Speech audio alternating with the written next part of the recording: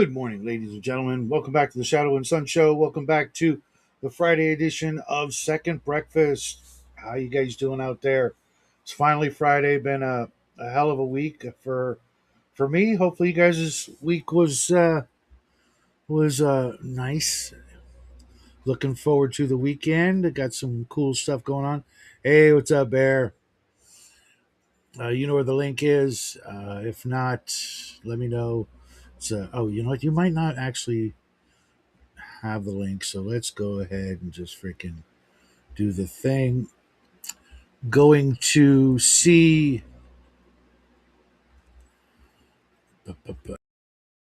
I forget you're not.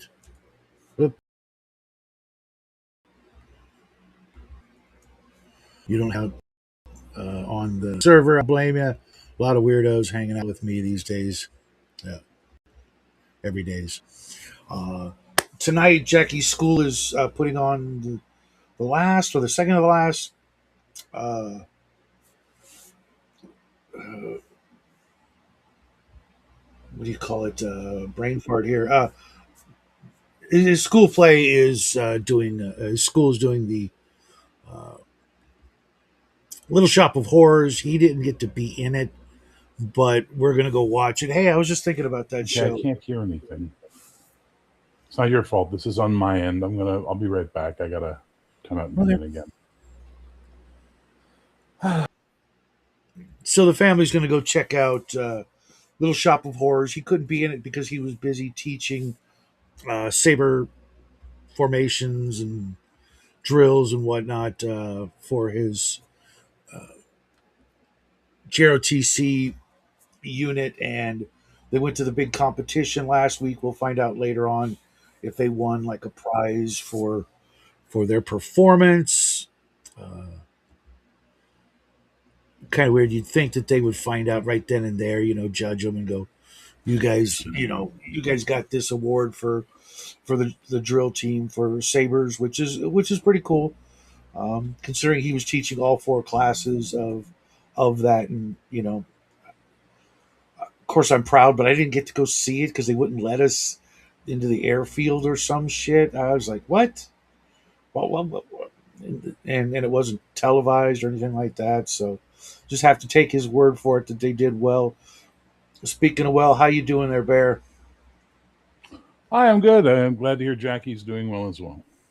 He's only got a couple weeks left of school, and then he's a free man, free agent. I mentioned your shirt because I've been thinking about my own kind of it. It can't help but be a copy of something. So if it's going to be a copy of Battlestar Galactica, why the hell not?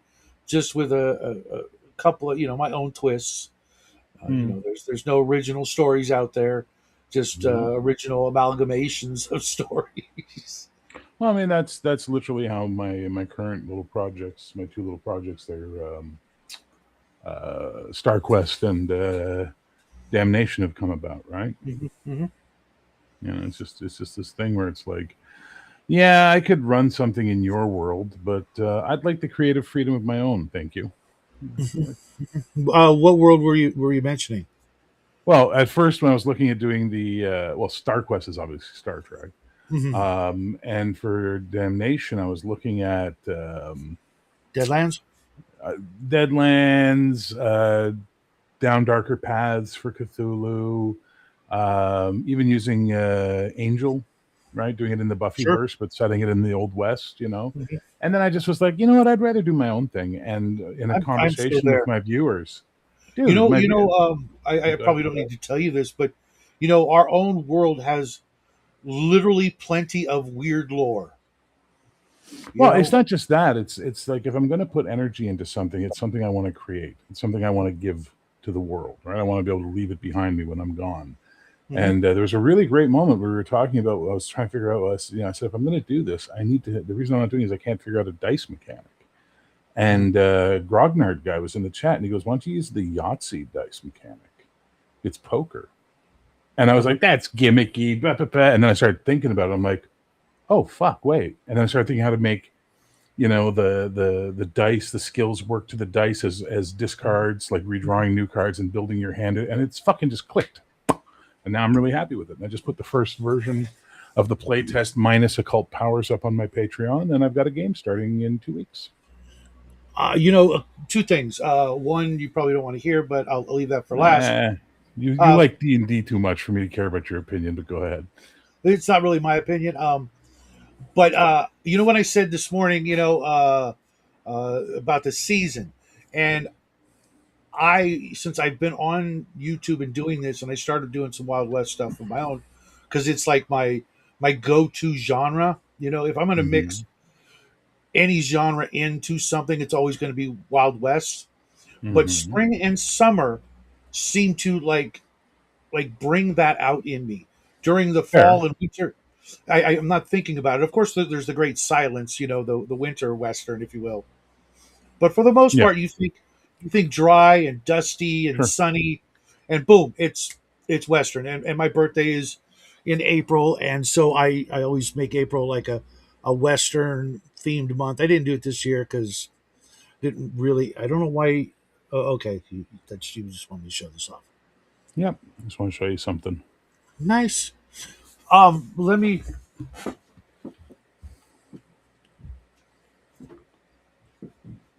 show this off because I don't get to show it off ever. Nice.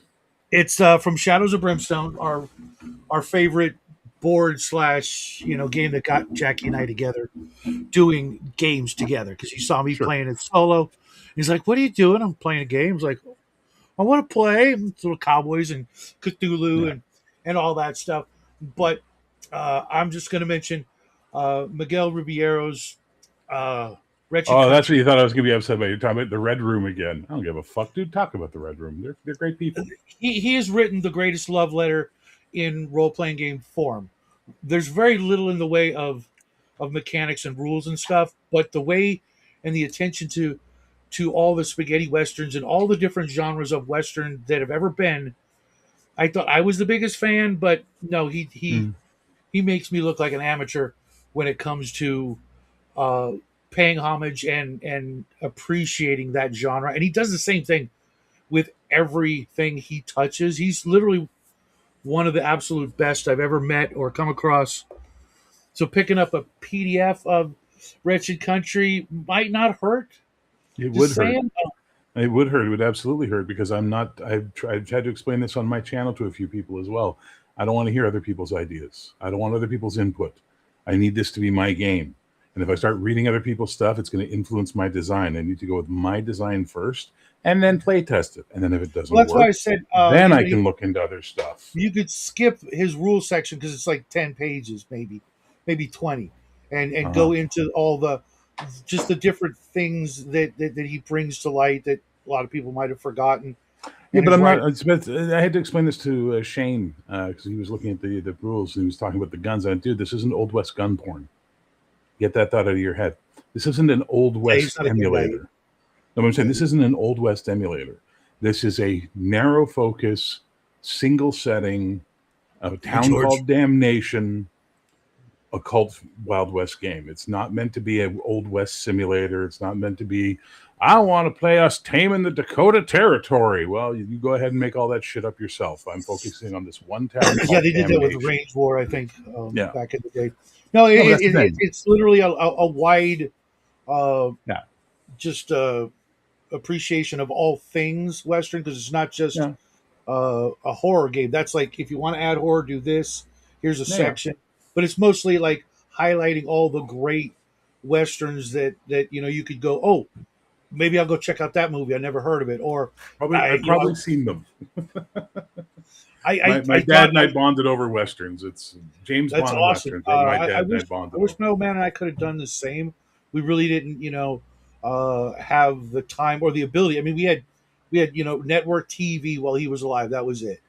Oh no, So my father had a bunch of I think they were 8 mm films with audio oh, reels. really? So we'd set up the projector in the living room and watch all these old Oh, films from like the 40s and dude. 50s and like the original Bugs Bunny reels and stuff like that.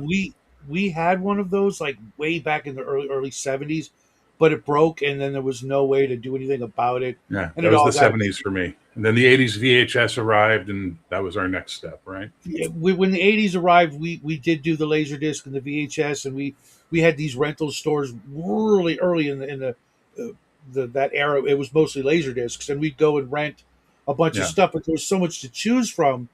You know, it might not seem like it, but for us, there was a lot to choose from. So we weren't focusing on any one thing. Like, let's do this. It was like, yeah, hey, this movie's in like the library. We're grabbing these four movies for the weekend, and then we'd go to this. They had this great little store next door. It was genius. It was called the Pop Shop, and yeah. it We was had there. that too.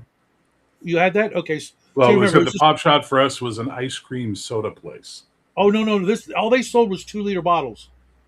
Oh, these guys sold little bottles like this, like They old might style have had beer little bottles bottles. too. You're right. You're They right. were they were old style beer bottles. You got all these great tastes, like every flavor you could think of, but they also had an ice Hmm. cream counter. You know, and of course, we would literally fill the back of the car with Yeah, two yeah. liter because my old man went through that shit like it was oxygen. It was in. My favorite was the key lime. They had a key lime that was just so fucking good. And I was a kid, I would always drink it, and it was great because my sisters hated it, so they'd never want any of my stuff. So it was lovely. Because when you're the For, youngest and you have four older sisters, you get a little exhausted having to share everything you own with these psycho harpies. I was the oldest of two, and RPG, I, that's it right there. RPG Grandma's got it. She's got her finger on the pulse right there. I get it. I'm always I never think I have enough inspiration, and there's never too much that that I can't learn from. I'm Yeah, always you can trying always to. do research, but the problem is at some point you have to escape research Mhm, because you'll get locked in a research loop that can go on mhm, forever. So back in the '90s, about 91, 92, me and my friend at the time, Sebastian, was a history major and eventually became a PhD in history. We wanted to do a role playing game we were going to call Ghost Dance. And the whole idea of Ghost Dance was that when the native Ghost Dance happened, it worked and it unlocked magic, and we were going to do that. And we did a shit ton of it. We were down like 4 nights a week, 5 nights a week at the McGill Library, gotcha. researching the Old West, reading old newspaper articles from the Old West. One thing we found that was really funny was like one week it would talk about, these two guys had a shootout and this guy died. And then like a week or two later, you'd find this back article talking about how the other guy died from infection from the gunshot wound he took during the duel. It's like, it was so weird. Not like the Mhm. movies at all, right? But anyway, so then we were doing it, and everyone, we were, what, 21, 22. So I was very easily influenced by outside concepts. And everybody told us, it's a horrible idea. Don't do it, don't do it, don't do it. And then, like 4 years later, Deadlands comes out. And we were just like, fuck, like we could have been Mhm. ahead of the curve on this, like, I fuck. had the same thing happen with a comic book, two comic books I was writing uh, back in the early '80s. One called Martial Law. Didn't know it already existed, and the other one called I forget, but it also existed. Both of them completely different, like stories and ideas, but the title was taken, Was and I yours could was yours about a cowboy named Marshall Law? yeah. John E. Law? Something really. I mean, I was like 16 at the time. I had the Yeah. drawing board, the whole. I was doing it all, and I have it somewhere, like one issue, and Marvel Way, doing all the things. Really thought I was going to get into it, and then I went into a comic book store, and I went, oh, Yeah. just crushed, and I never went back to drawing like that again. I got It's a back into shame. music. That's a real shame. Jackie took over for me. I went into music and other things, and Hmm.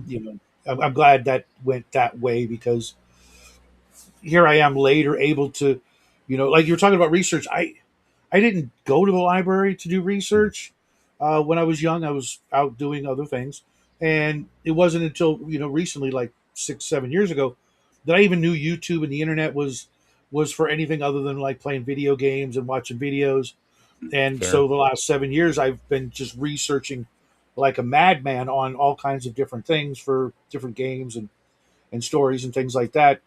So I never, even had the opportunity to get into that research paralysis, analysis paralysis. That's a different thing.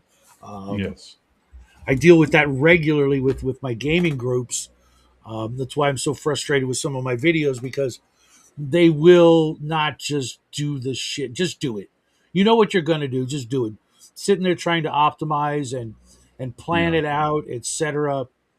Just freaking grab your gear and freaking hit the door. just do it.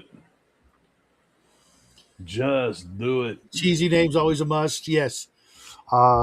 You can take that too far. I've seen that done really poorly, and uh, that can kill a thing for me if like if your players pick stupid names, punishable names, or if you're reading a book or a comic book, especially with cheesy names. Uh, I get it. Back in the '60s, that was the thing. Peter Parker. The alliterations and Oh things yeah, like that. But that was that was the childhood, the infancy of the medium. They had to do things like that to get people's attention and to stay memorable, make it easy to remember the names of your heroes. sure. I never Yeah, got no, but Oliver Queen though. I never I got like that name. martial law. I really like that. It's a good name, martial law. But like as a cowboy guy, I like that. Because it could literally happen. You know, Oh sure. uh, as a last name, easy. Somewhere out there, I'm certain if you picked up a phone book in Texas, you could look it up and you'd find it. No, but I like the idea that like he's a marshal, but his family name is Law, Hmm. right? So like it says like John E. Law, Hmm. and then you could have I that wouldn't whole go thing of quite that far. I would pick something like. oh, I would absolutely go that far. You talking about that's a Would you hand it out as a PC or an NPC? NPC. Actually, I'd just write it as a book. Mm, gotcha. That What are sounds you like a doing? great Why are you comic book. licking that? You Why? Why are you licking that? Don't lick that. Stop the get out of licking. there. Get out of Get there. out of there. Get My out. dog is licking my tablet cover. It's literally I can see the slobber on it. Nice. Yeah, I'm gonna have to freaking sterilize that, if not throw it away now. You filthy bastard. He's a great dog, but he's been acting really weird lately. Really needy and really uh, anxious when we Oh, leave. he's old, isn't he? Yeah, he's like 16 almost. Yeah, that's part of getting old for a dog. I never had a dog make it this far, so Hello, Beans. How are you? you're talking about dogs. How dare you? Yeah. It's time for equal opportunity. I changed the garbage bag in the little waste bin here in the office, and I took it to the Yeah, kitchen. Grandma, it Grandma made me got who I one. am. I never regret anything in the past ever. I Hi. used to, but then I became a dad, and then I realized I can't do that anymore. Not one microscopic little action of my past. If I changed it, Jackie wouldn't be here, and that's unimaginable. So everything had to happen, and I'm glad it did. Even the sucky, awful, miserable parts of it had to happen, and it's all good now. And look, I met all you weirdos, right? None of that would have happened. So when people talk about time travel, I'm like, how dare you? Just full on, Greta Thunberg. Just no. I played Martha Tucker in an Old West online game. Yes, you met Marshall Tucker. Yeah, yeah. Okay, Marshall. You could tell who the old people were by who groaned. Okay, I actually like Marshall Tucker. Uh, it's weird when you get old. The bands you start like listening to that you never listened to back in the day. Yeah. You find yourself doing that. No, I don't listen to commercial music anymore. I well, I've just I don't. stopped. I've just stopped. It's like between all the streaming services and all the bullshit to get music these days, I'm just like, fuck this. I'm not playing this fucking game anymore. I make my own music now. I love it. It makes me happy. I can make any genre I want. I can make any style. I can make the song about whatever the fuck I want it to be about, and I'm happy. And it's just making my life better because I'm literally so exhausted with fuck work. Jesus Christ, what? I still enjoy learning about the actual musicians themselves to decide to Mm, help me decide, like why I like them still. I just You like know, sound. I don't give a fuck about the people. I like the sound, right? I'm So a people guy. no, but Uh, I had to learn early in life to separate art from artist. I just had to because if you don't, you find yeah, yourself in a really shitty place. I'd rather. I mean, I got to know No, to see, I quote don't because here. everybody at the end of the day is a piece of shit. You know what I mean? Especially in entertainment. So you'll just Well, find yourself going, "Well, I can't watch that because this guy's a dick. I can't watch that because this chick's a this." You know, and you just give up. So just listen to the music. yeah, but I live by this adage. My mom used to say all the time: friends are people who know all about you and like you anyway. Yeah, but I they're have not my my limits of friends. what. They're not my friends. They're random celebrities. I don't give a fuck. Yeah, but my friends happen to be very talented individuals with a unique set of skills. Blah blah blah. But you know, after the past 6 years, I've learned some things about people that if I knew and I met these people a long time ago, we probably wouldn't have got on or got along at all. And now I'm like, yeah, I've done worse, type of thing. So yeah, we could be friends. There. I got to put out a fire at work. I'll be right back. No worries, no worries. So And it's my day off.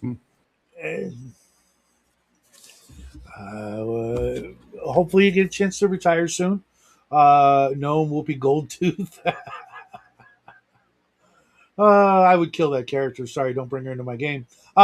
So did anybody watch the video this morning? I'm going to be doing a series on non-magical equipment and how you can jazz them up and make them more interesting and not just things to sell at the end of the adventure. Trade in for coin and maybe have some stuff to hang on to that's kind of cool, kind of like mementos, if you will.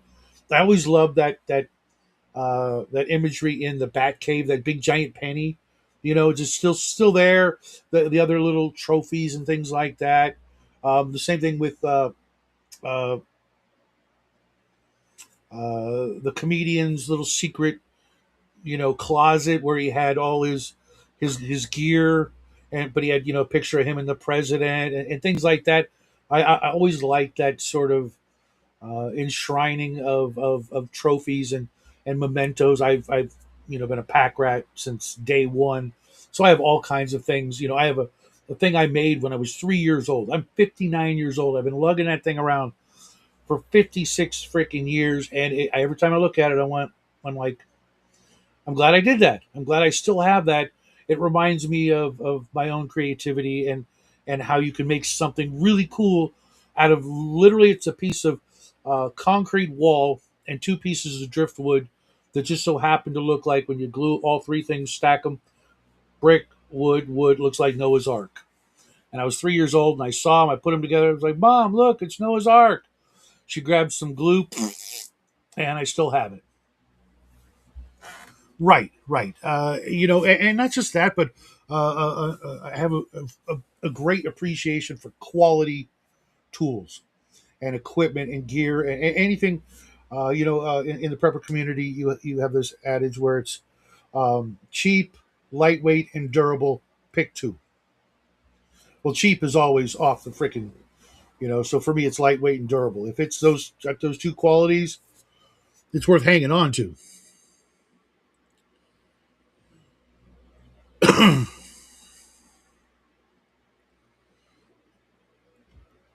What I can't do. I wanted to highlight this, but it won't let me do it with my fingers. There you go, George. Things with history are always worth something to somebody. Not everybody. One man's trash is another man's treasure, but quality, you know, breaches that barrier in ways that you never know. It's a simple thing. Here's a good example. Right here. My old man's gun files. I've got this set of gunsmithing files I use for my hobbies and gunsmithing from time to time. And I've still got the entire set of 10 files that he bought probably in the 1950s. Still have them. They still work. I still use them every day. The quality, if I were to go buy a set like that now, if I could even find them online, they would be either really, really expensive or really, really crappy.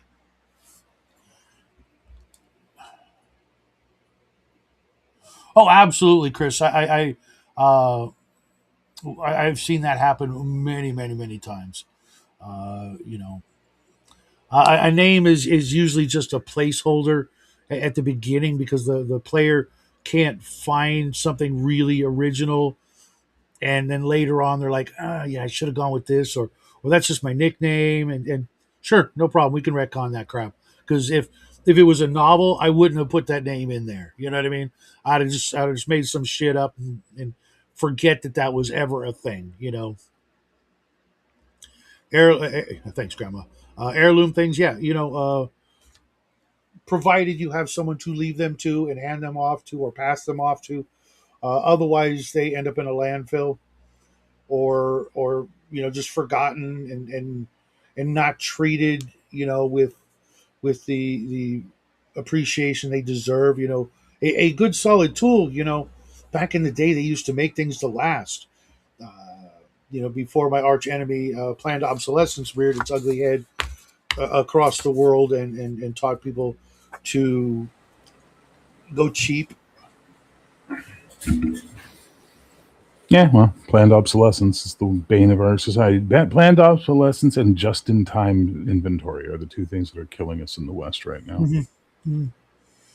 I was actually watching a little short video yesterday on those cheap lighters Mm-hmm. like the one in your hand. Oh, that's That's that's yours. that's my vape. It, yeah, it looked like a lighter. Those cheap lighters, they make their money on the micro cent. The fraction of a penny. In this one province in China, where they're all made. Nobody else makes them anymore because these guys have mastered. They went so far as to design the actual clear plastic case a certain way so that they could fit 1,000 more in each crate. Stupid little things. They make billions of dollars selling them Yeah, good because for them. they found ways to micro freaking design the thing, and the guy who makes the next little tiny innovation, he gets to eat that day. So there's that. Yes, culturally significant items. That's why I was kind of working on the video series that I am, because I have every little thing I have has a story. Every book, every tool. I can at least tell you a minute about that thing, because that's what we are. As humans, we come into this world with no tools, but the ability to make all of them, as opposed to claws and teeth and fangs and prehensile tails and shit like that. We got nothing. We shouldn't even have made it with all the things out there that are so well equipped to eat us. You know what I mean? We got really freaking lucky. Uh, we should be Well, we looking at. also we also undersell ourselves, and that's one of the big True. problems we make. It's this thing they do like in fantasy, and it's a very, not to get political, but it's a very leftist view of the human race, right? Where the right wing view of the human race is that we are presented with adversity and we rise up against it and crush it and dominate it, right? Mhm. And the leftist thing is like we're just a fluke of nature and we should be more like animals, and it's like no, because not being like Oh animals is what let hell us no! get I here, saw that you video know. yesterday. Oh, I I didn't see a saw video that. about it. I'm just saying this is just a general Uh, thing, not for this discussion, but maybe I'll show it to you. Yeah, it's But this yeah. thing up here that made us so fucking good at dominating the planet. Mhm. Mhm. Kind of matters. Kind of In a matters. big way. I mean, I haven't seen any of the other animals evolve like we have in the short period of time. They're still the same, and they're Look, I not love going anywhere. animals. I love animals. I think I cherish them. I hate people who are cruel to animals. I won't even hunt anymore because there's Mm. no need for it anymore. Unless you're living out somewhere where you need to hunt, hunting for sport disgusts me, right? But that's just the way I've it is for never me. been a fan But of it, but if you got it, you got it. but I am still 100% on Team Human. Like I don't get humans who are against themselves. It's like, why? Like, I get it. You're depressed by the world. Fuck off. Check out. Do what you got to do. Punch the ticket and leave. But leave the rest of us alone and stop trying to change the world to make our lives miserable because you're unhappy being born Homo sapien sapien. I think a lot of that could be solved with a mandatory trip to a desert island for like a week by yourself at like the age of 18, some sort of Can I be uh, pedantic for a second? sure. Deserted island. I hate the fact that in our pop culture we say desert island because desert implies no rain, desert. Yeah, I kind of Deserted. like that idea too, though. I kind of like dropping people off You're on a going to die little. real quick on that desert island. Well, no, I mean, if you know a few things, you'll be fine.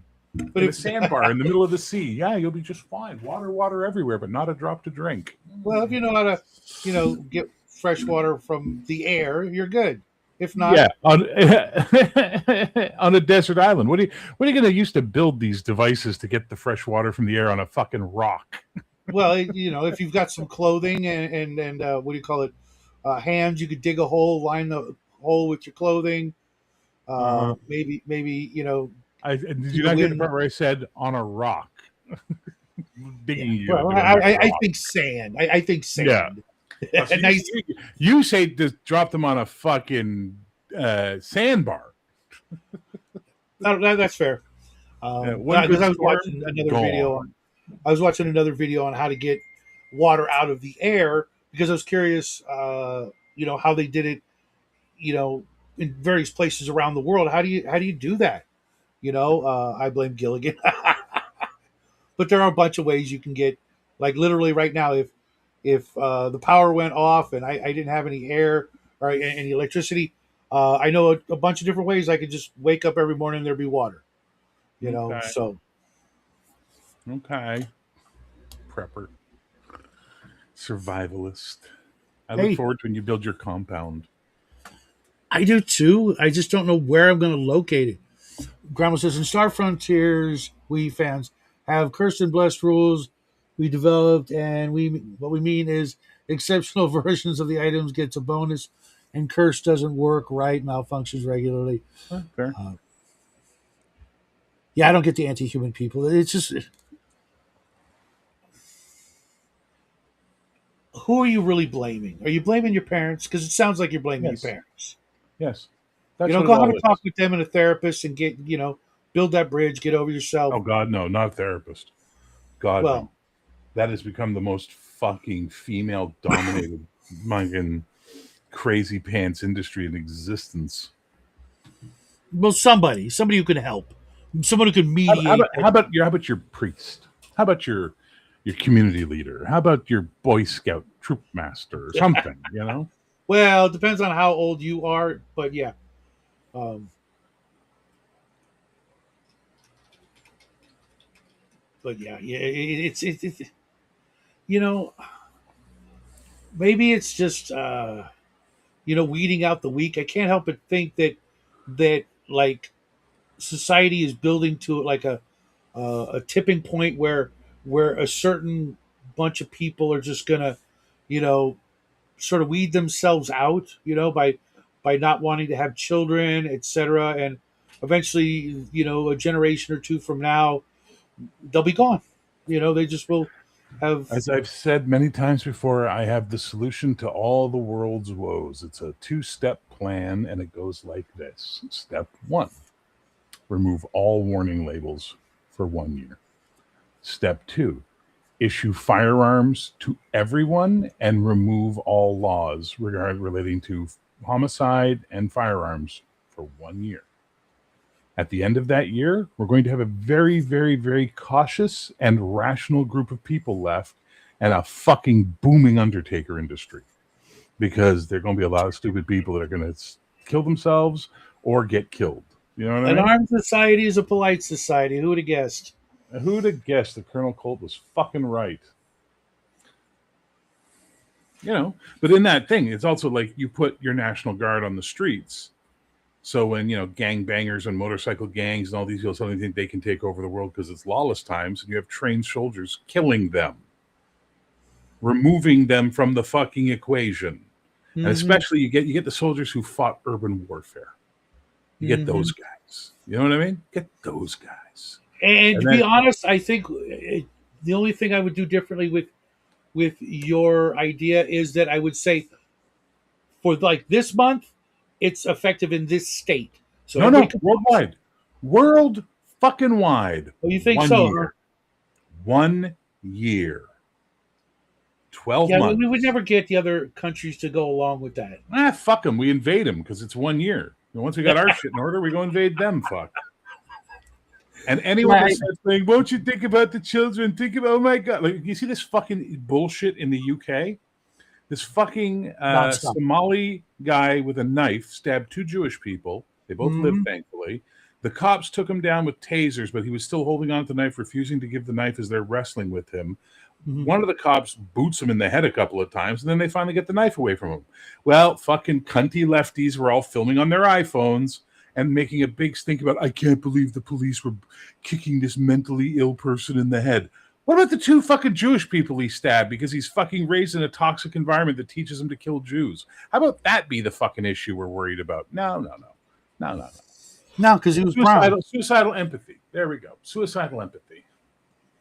What's up, Holy Diver? Long time no see. Not really. It was just a couple of days ago, wasn't it? Holy diver. I haven't seen you in forever. I see him every Sunday right before I go to church. We kind of have this rule where we don't.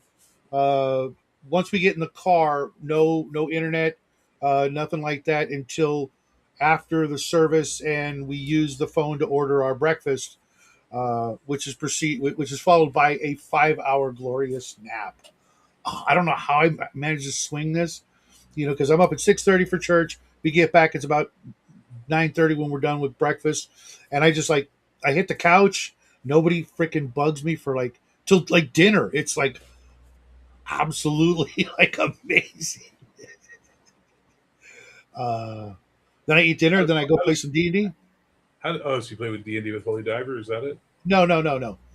It's just, but I watch his show right before church, and then as soon as then I turn it off, and so I don't get to watch the Got it. whole show. I come home, we listen to some music. We take turns, picking a song, and we like kind of cheat. It's like, okay, I'll pick a song. It'll be like, I'll be nice. It'll be like 4 or 5 minutes, and then he'll pick a song and it's 8 minutes long. And I'm like, okay, you fucker, it's on. Right as we're pulling into the house, I'll pick like a 12-minute live version of some song. So we're listening to that through breakfast, and you know, wife goes off to do her thing. Jackie comes upstairs to do his thing. I hit the couch. Nobody bugs me. I wake up. It's time for dinner, and then I play some D&D, and then I make a short video and watch some Venture Brothers, which I gotta say, still one of the greatest things ever. I'll be back. Stupid work. No worries. Can't fucking leave me alone. I'll be right back. No worries, man. Yeah, Grandma.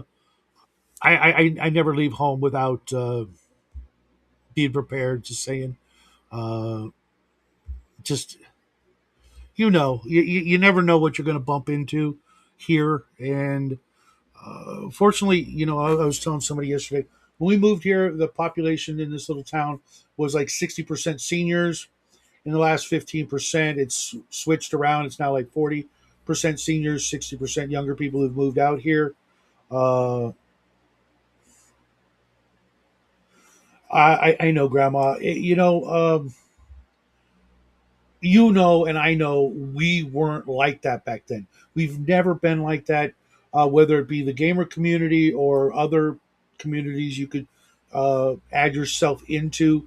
Um, the, the the the the discontent came from other people, and it wasn't us, but we're the ones getting pissed on about it. And we're nice to our neighbors. We're like I invite all the neighbors to 4th of July. out in the front yard. I'm cooking hot dogs and stuff. Everybody knows me. I've never, not, you know, um, offered to help a neighbor. They all have my phone number. They need something. I've got a little old lady down the street. Sometimes she'll come over and like, can you move this for me? Blah blah blah. Not a problem. Drop whatever I'm doing. So happy to help. You're my neighbor. Someday, I know it'll never happen, but maybe someday, you'll be like, hey, I made you a pie or something. Cool, thanks. Because like I tell my son, you never know when you're going to bump into someone later, and they'll remember that you were cool to them. So be cool to each other, and things will be fine. But there's no profit in that. So the bastards, the demons, the monsters that are running the place, try to stick a wrench or a boot whenever they can into the gears and screw us all up. It makes for me to probably protect myself to and from work and while at work. Well, Grandma, I got some news for you. There are a plethora of gadgets that don't look like gadgets, if you know what I mean. And you could always develop a limp and hook yourself up with a handy dandy uh, walking assistant. That you got to take with you everywhere you go, and nobody can say a damn thing about it. If you have to, you can go to the doctor saying, hey, my knee's kind of acting up. Can I get a prescription for a walking aid? And from that point on, you can go anywhere you want in this country, at least, and nobody can say a damn thing. And they make some really, really interesting uh, walking assistants. Just saying. I know there's a better word for that, but I'm old and having a senior moment. I guess I'm gonna have to start getting used to that phrase. I hit 59 years. Yeah, I had my birthday last week, and that's why the balloons are still up. Plus, we had the giveaway. Speaking of which, Grandma, I won't be mailing anything out this weekend because it's super busy, and our grandma's coming home. But next weekend, you'll be getting your thing, and yes, there will be something, uh, some sort of surprise or two in your package. I hope you like what you got. I know it's probably not the thing you were hoping to win, but you know what? It's free stuff and it's quality, and maybe send me a private message of the kind of music you like. Who knows? Maybe I'll find a CD that's on a stack of outgoing CDs and throw one of those in. Um, yeah, we were raised to be good people, not bigots, and be cool. The jerks in charge are wanting power, hate capitalism in the West, so destroying our societies is their priority. I know. Um, what really sucks when you think about it.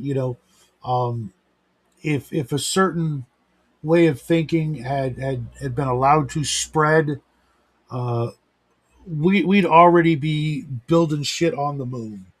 You know, we've literally had the ability to transform the world in my lifetime in ways that would make like most of our sci-fi aspirations, except for travel, uh, a reality. We have the ability to do a lot of things. Maybe not quite to our liking because we just can't change the laws of physics, but we could do some amazing crap if we all just knock the shit off and work together for a little while and got rid of some of those stupid ideas that just they don't make the world better. If one group or another literally got their way, with a few exceptions, obviously my group, if we won, the world would be paradise.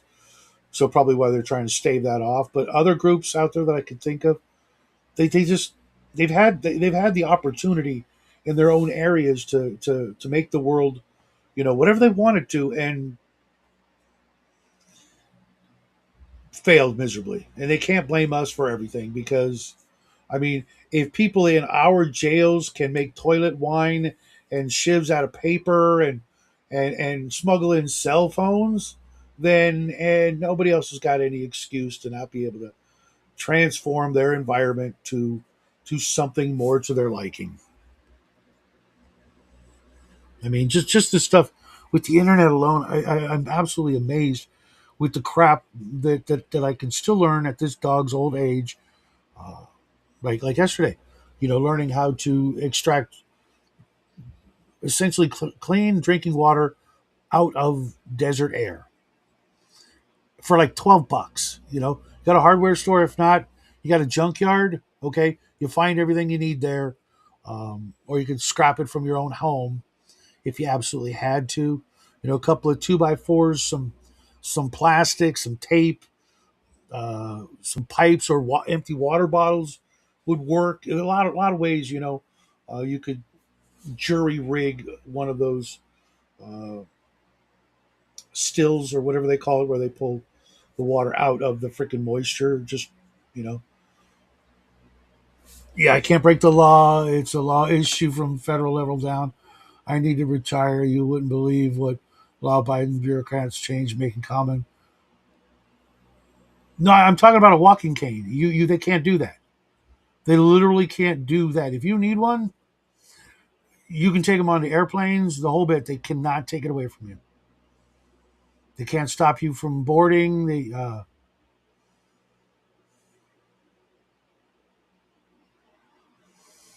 Look into it.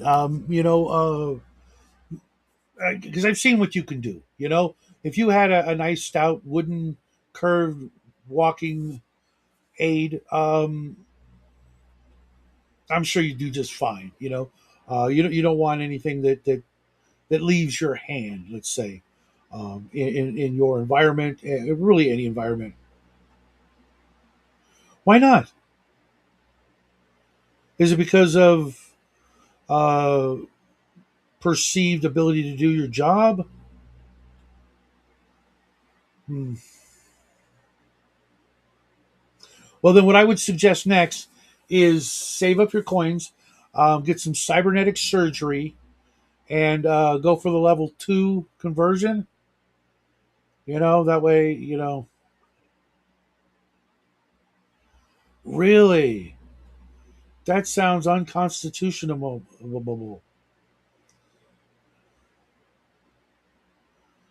That's weird. It's also fucked up.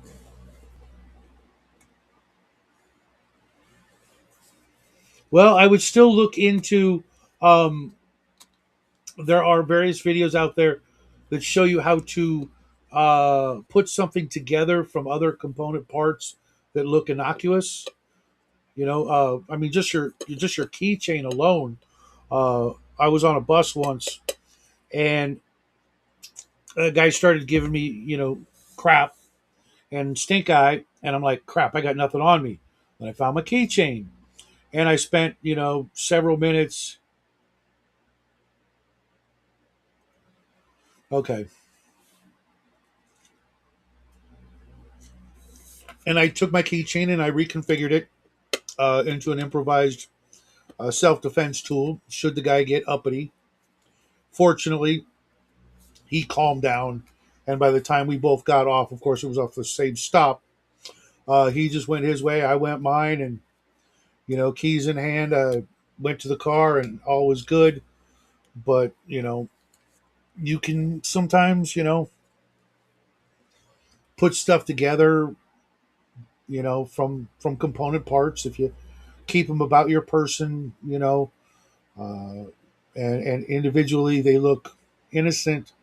Most people don't have the ability to, put 1 plus 1 plus 1 equals 5 when you're looking at force multipliers. But I can kind of understand why you can't do the first thing, but um, also just keep your eyes and ears open. That's the best self defense tool you have is those two things, and if they're always open and paying attention.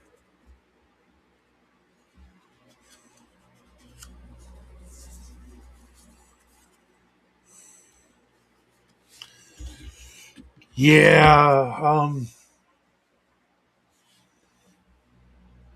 yeah, we've all, it seems, since WW2 had to have like two jobs each. It seems, I mean, literally men and women, uh, having multiple sources of income because the corruption that runs this country has a never ending need of our dollars. And you would think with the money they steal from us on a daily basis that they could turn that money into more money without using the Fed to just print money, but to like hire people to innovate with that money, make make more money with that money. When I was a youngster, um, I started out in about second or third grade. Every morning we had this liquor store that was on the way to school, and we'd be tempted to stop there and if we had any money, get a candy bar or something like that. And I bought a pack of gum once, and somebody noticed I had gum, and they're like, "Hey, I'll give you like I think they said 10 cents for a piece of gum." I'm like, "Sure." The pack cost me 20 cents or whatever.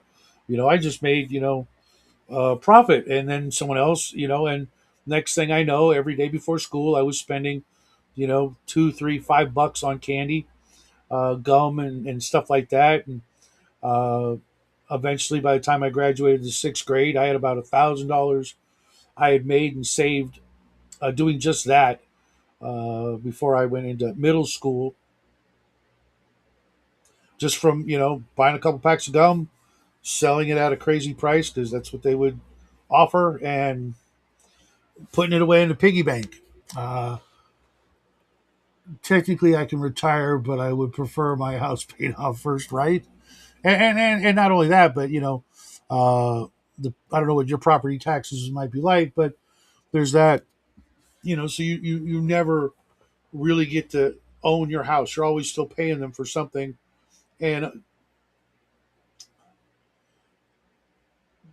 if you end up living long enough, you end up paying for it twice, right? Or three times or four times with all the crap that they take from us because uh, they can. They got the guns. And then, I was watching this video yesterday. Um, you've been doing this job for over 20 years. Only the strong minded survived when I started. Weak willed, hurt feeling people who can't handle stress quit or get fired. Well, that's everywhere, isn't it? But I watched this video yesterday on 20 things that are illegal to do that weren't when our grandparents were alive, like fishing, like collecting firewood, like collecting rainwater. And mind you, that's not uh, I used to think that was the way it is here, but it's technically not. Maybe in some places in California, they might still have that, but nobody's going to do anything about it until it matters. Like if a state had a collecting rainwater, fine, they're not going to try and collect that kind of money until there's a shortage of water. And if you're smart, you find a way to do that so that nobody sees your rain barrels outside, collecting rainwater.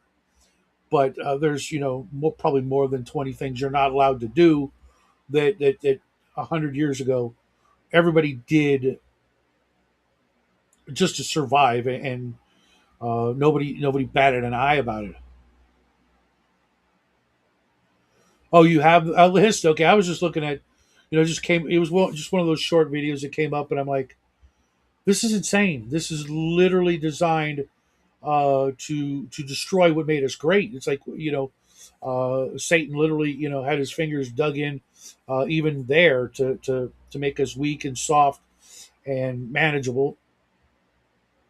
And so I made a list of those things that I need to learn how to do or do wherever I can, when it's not going to be, you know, super obvious and super illegal. Like obviously, if you're in a national park, doing some of those things is just going to get your ass booted, and you can work your way around it, and bring your own firewood with you and stupid shit like that.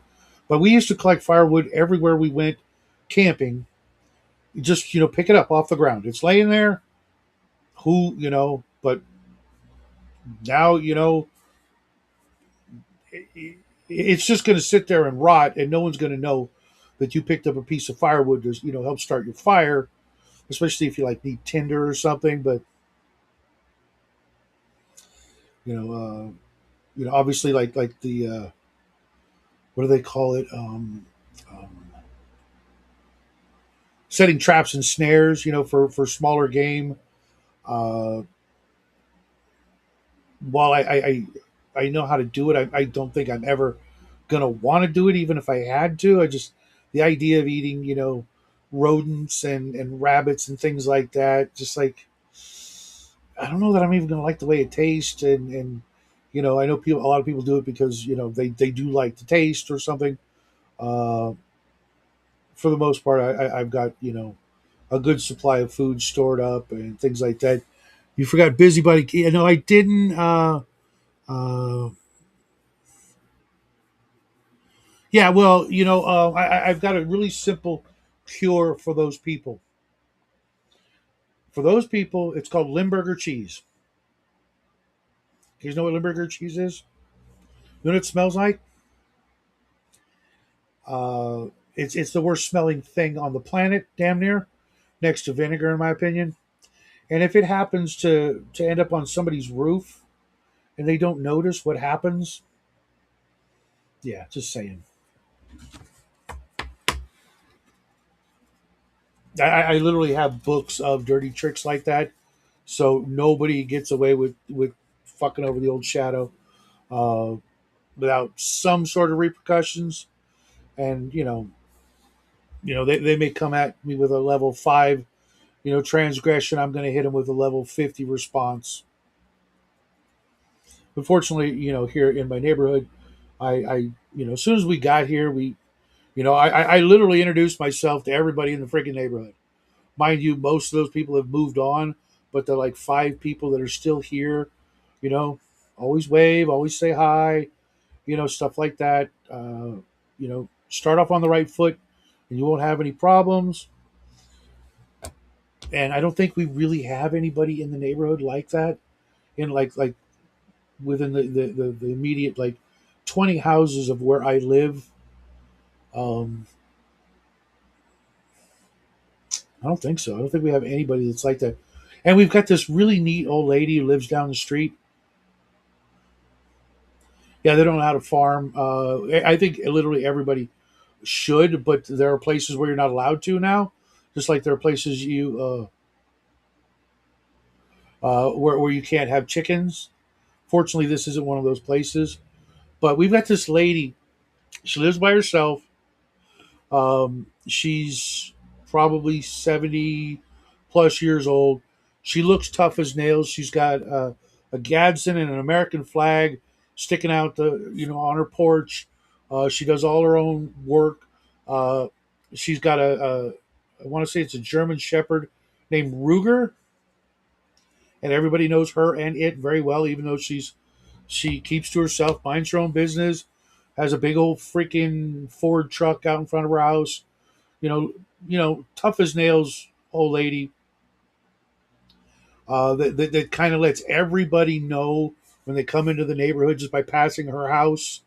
It's like, oh, okay, and just by being herself and never really, you know, making a stink or interacting with people, sort of set the whole tone for the neighborhood. It's like you don't want her coming to your door. Just saying. Uh, I just saw a video of a guy catching fish and game, hiding cameras on his property to spy on him. He didn't know who they belonged to, took them down. The feds showed up and arrested him for it. Um, yeah, there's ways to shut those off or make them go away. But what he should have done was just call the local authorities and say, "Hey, someone's spying on my girl or something," and then they'd have to tell him what's going on, and he'd be like, "Well, I was planning on taking that tree down, my property, so move your cameras."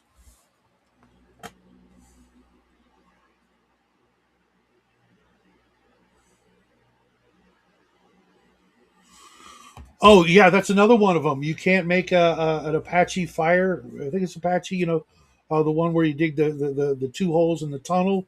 That's illegal in places. Cool, angry, holy diver. I hope you're learning a thing or two about a thing or two and taking notes. Think killing mosquitoes is wait. Think killing mosquitoes is bad, and if other people die from disease, that's good because they believe modern medicine will save their lives. Yeah, I don't trust doctors anymore, and with what's going on lately in the news, proving all of us anti-vaxxers or whatever you want to call us, we're wrong or dumb.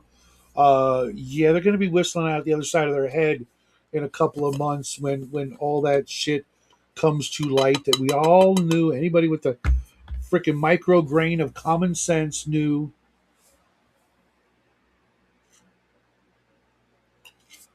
So how can we connect all this? That's a good question, especially since I normally wrap up by then. I'm going to give Bear a little opportunity to come back um, if he'd like.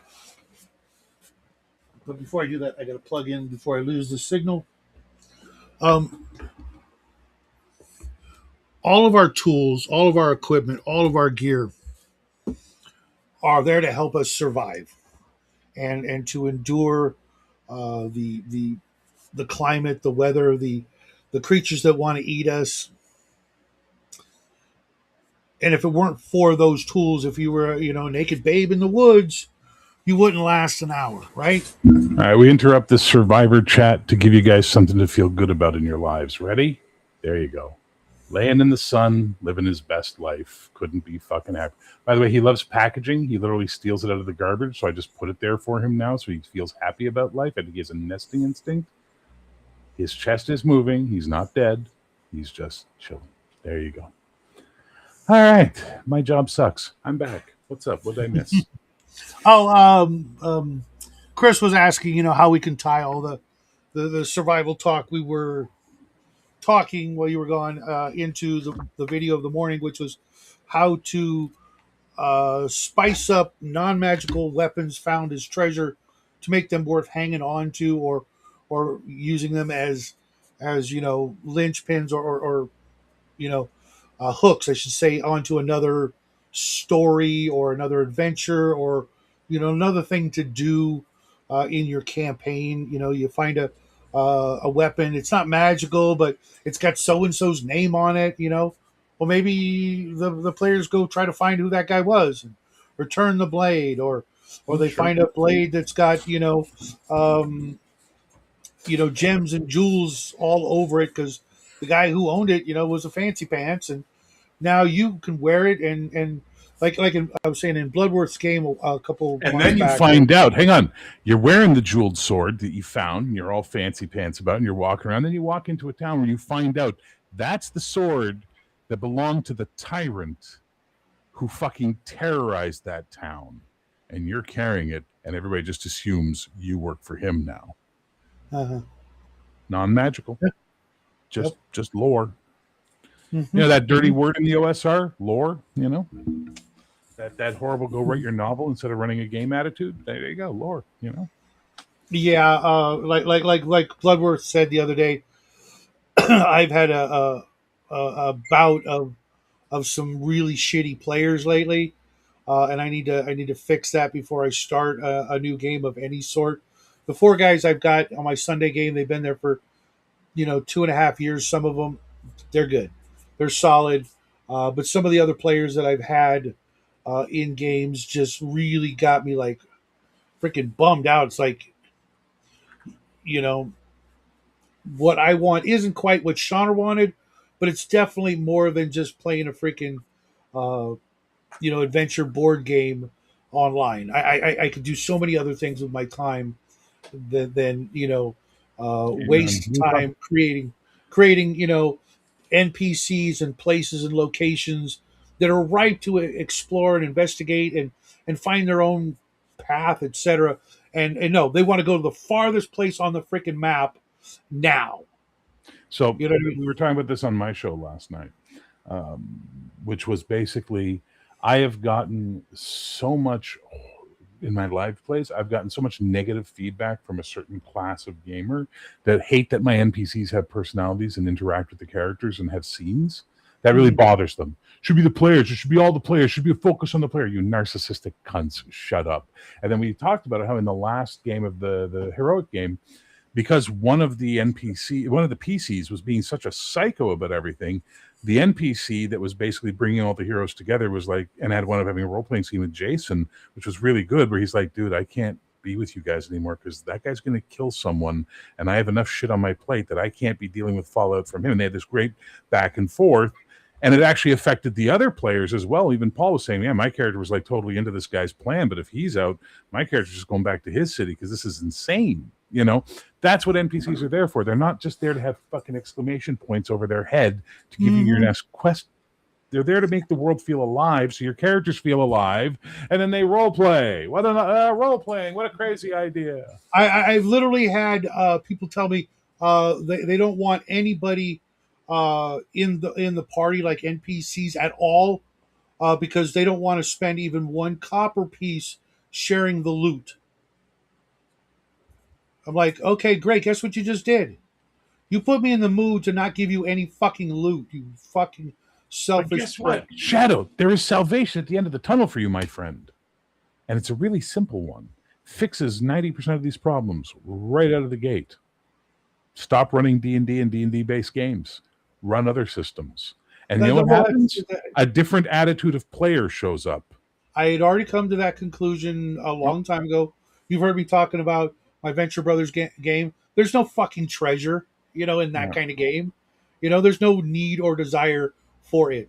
My the sci-fi game, the space opera that I want to run, there could be treasure, but that's just window dressing. You know what I mean? There's no um, long laundry list of items that will make you more powerful. In a game like that, what makes you more powerful are connections to people and people willing to ally themselves with you, right? Flash Gordon, perfect freaking example. Never had a magic item. There was like one magic item in the movie, right? The ring. But Mhm. his power was through his ability and his charisma to get the other worlds to ally with him under his weird ass Earth banner to usurp uh, Ming the Merciless's reign of terror and bring freedom to the galaxy, right? Sure. Yeah. Yeah. Or play fucking. I'm so down. There's a clone of Victory Games James Bond, by the way. Hmm.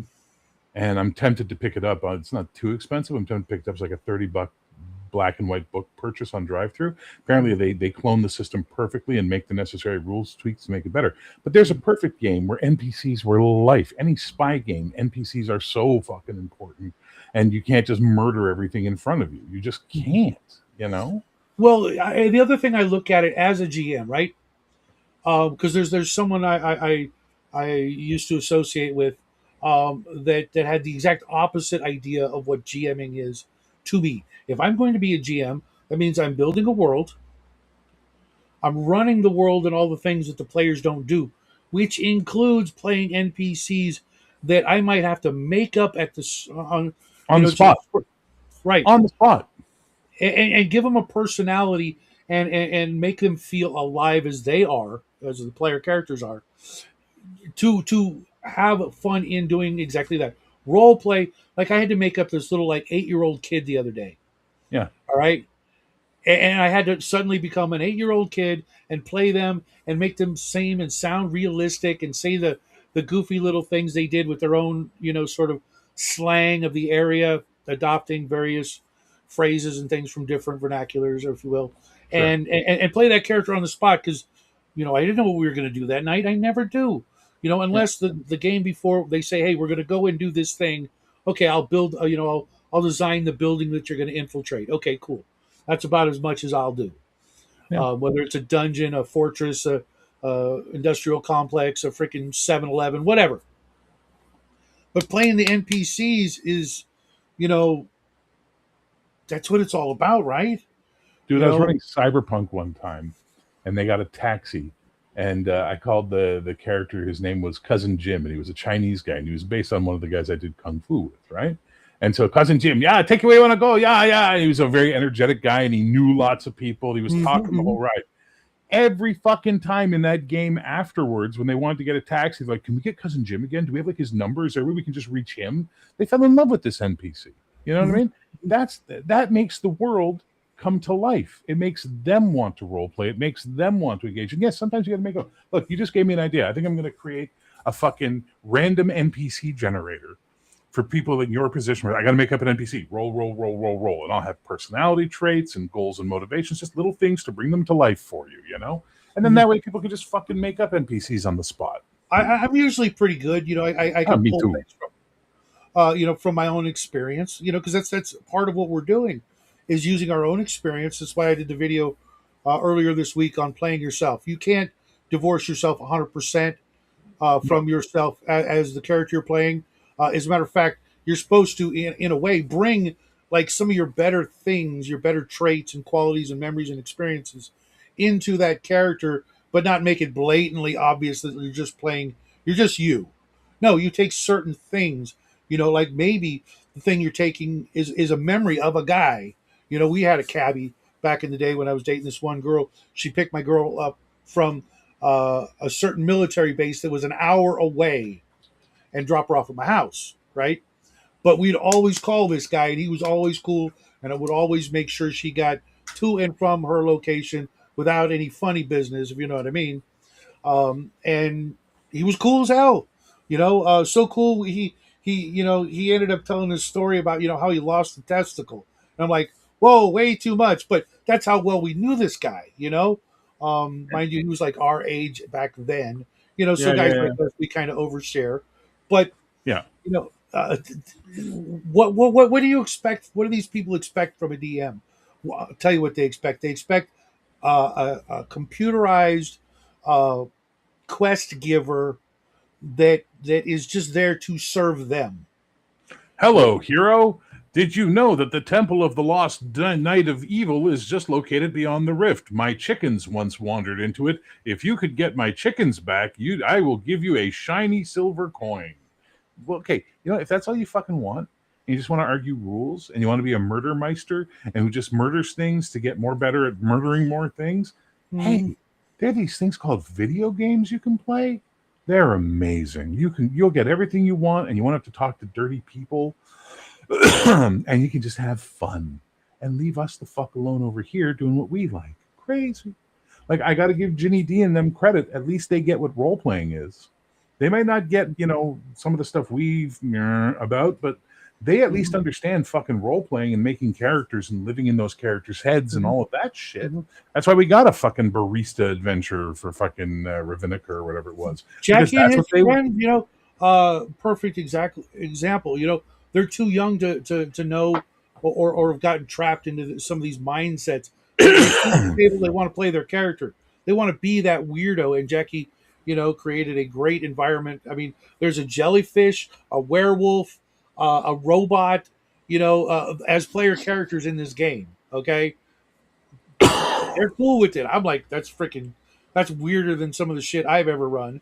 But they're all having fun and they're playing in character, and they're looking forward to the next session, which is next week, and doing the actual role playing, not just trying to get the next hit, endorphin hit. Which secret they don't understand is you get more of those when you're actually role playing than you do when you've been conditioned to only get them from the treasure and the kill and the XP bonus. Well, let me show you a quick picture. It's not related to that normally, but it's and this is mean. I'm warning everybody now. I'm being fucking mean. This is how I picture those people who complain about such things in my head. This is how they appear in my, I don't know what they look like and I only see them typing. This is what I see in my head.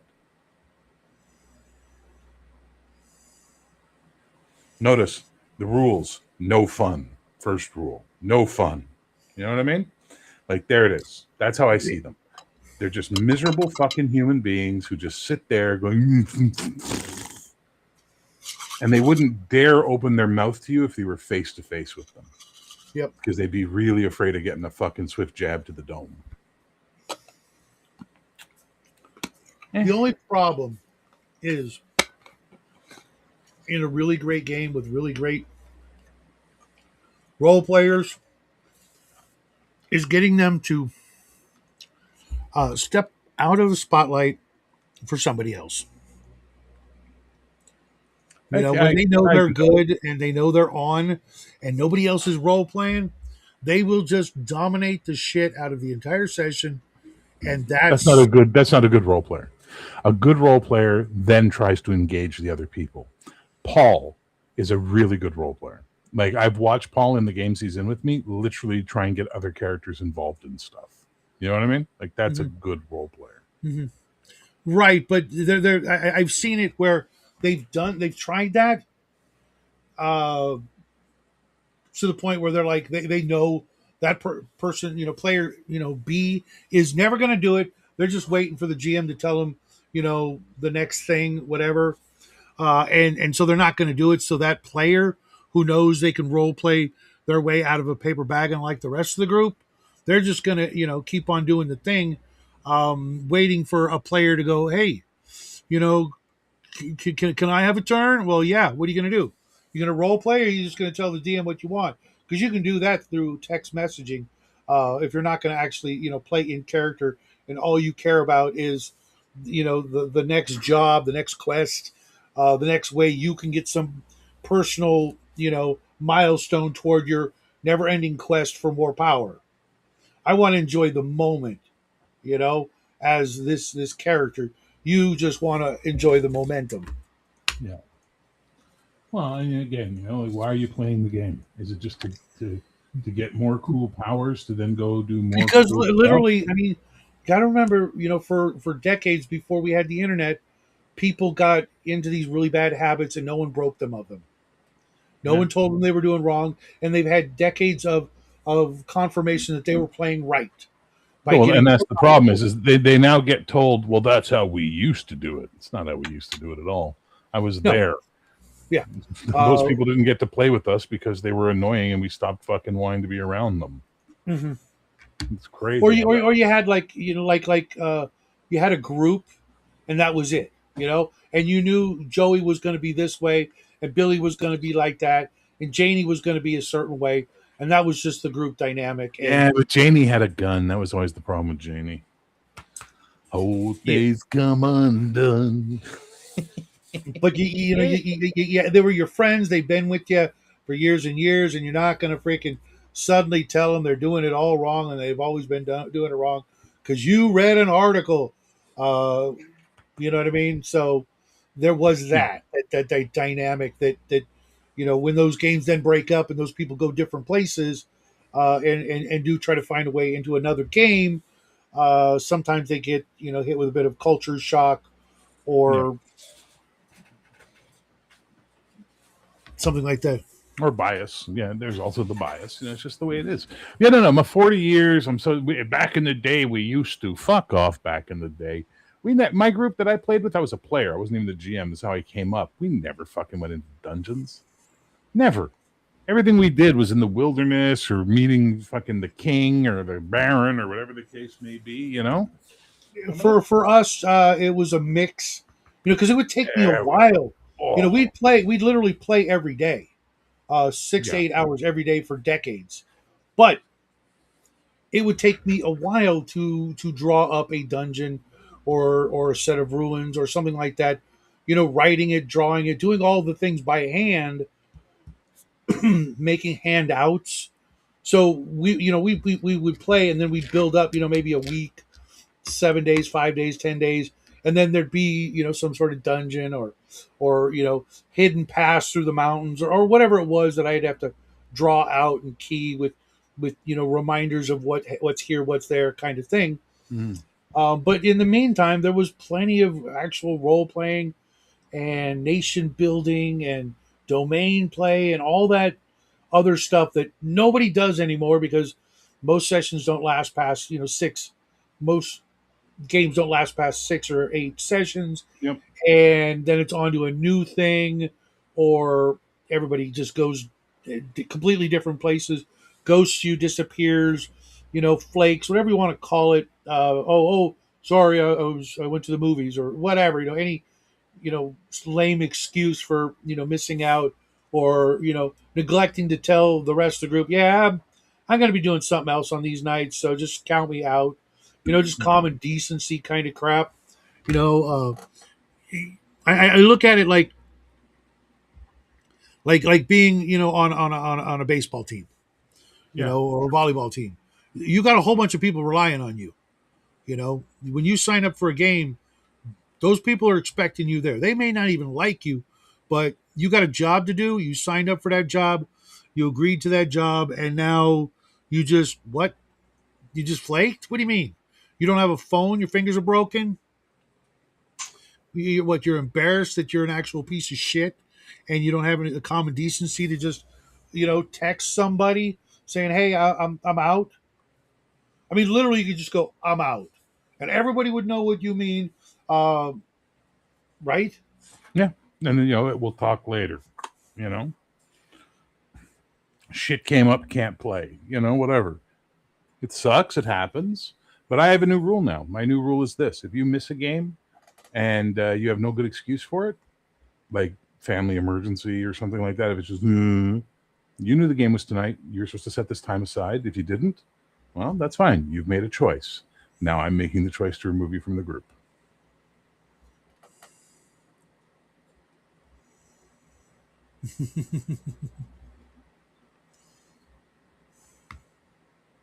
Elf Chan? What the fuck is Elf Chan?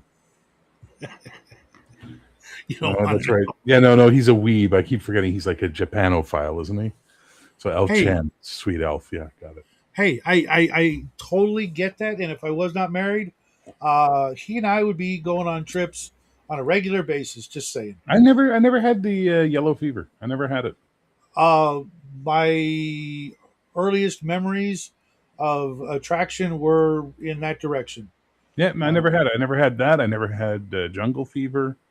I don't know. It's just I weird. I went down never that had path those. as well. To be honest, to be perfectly honest, uh, the women that look like you would think were in the minority of the women I dated. Like maybe five white girls in my whole life.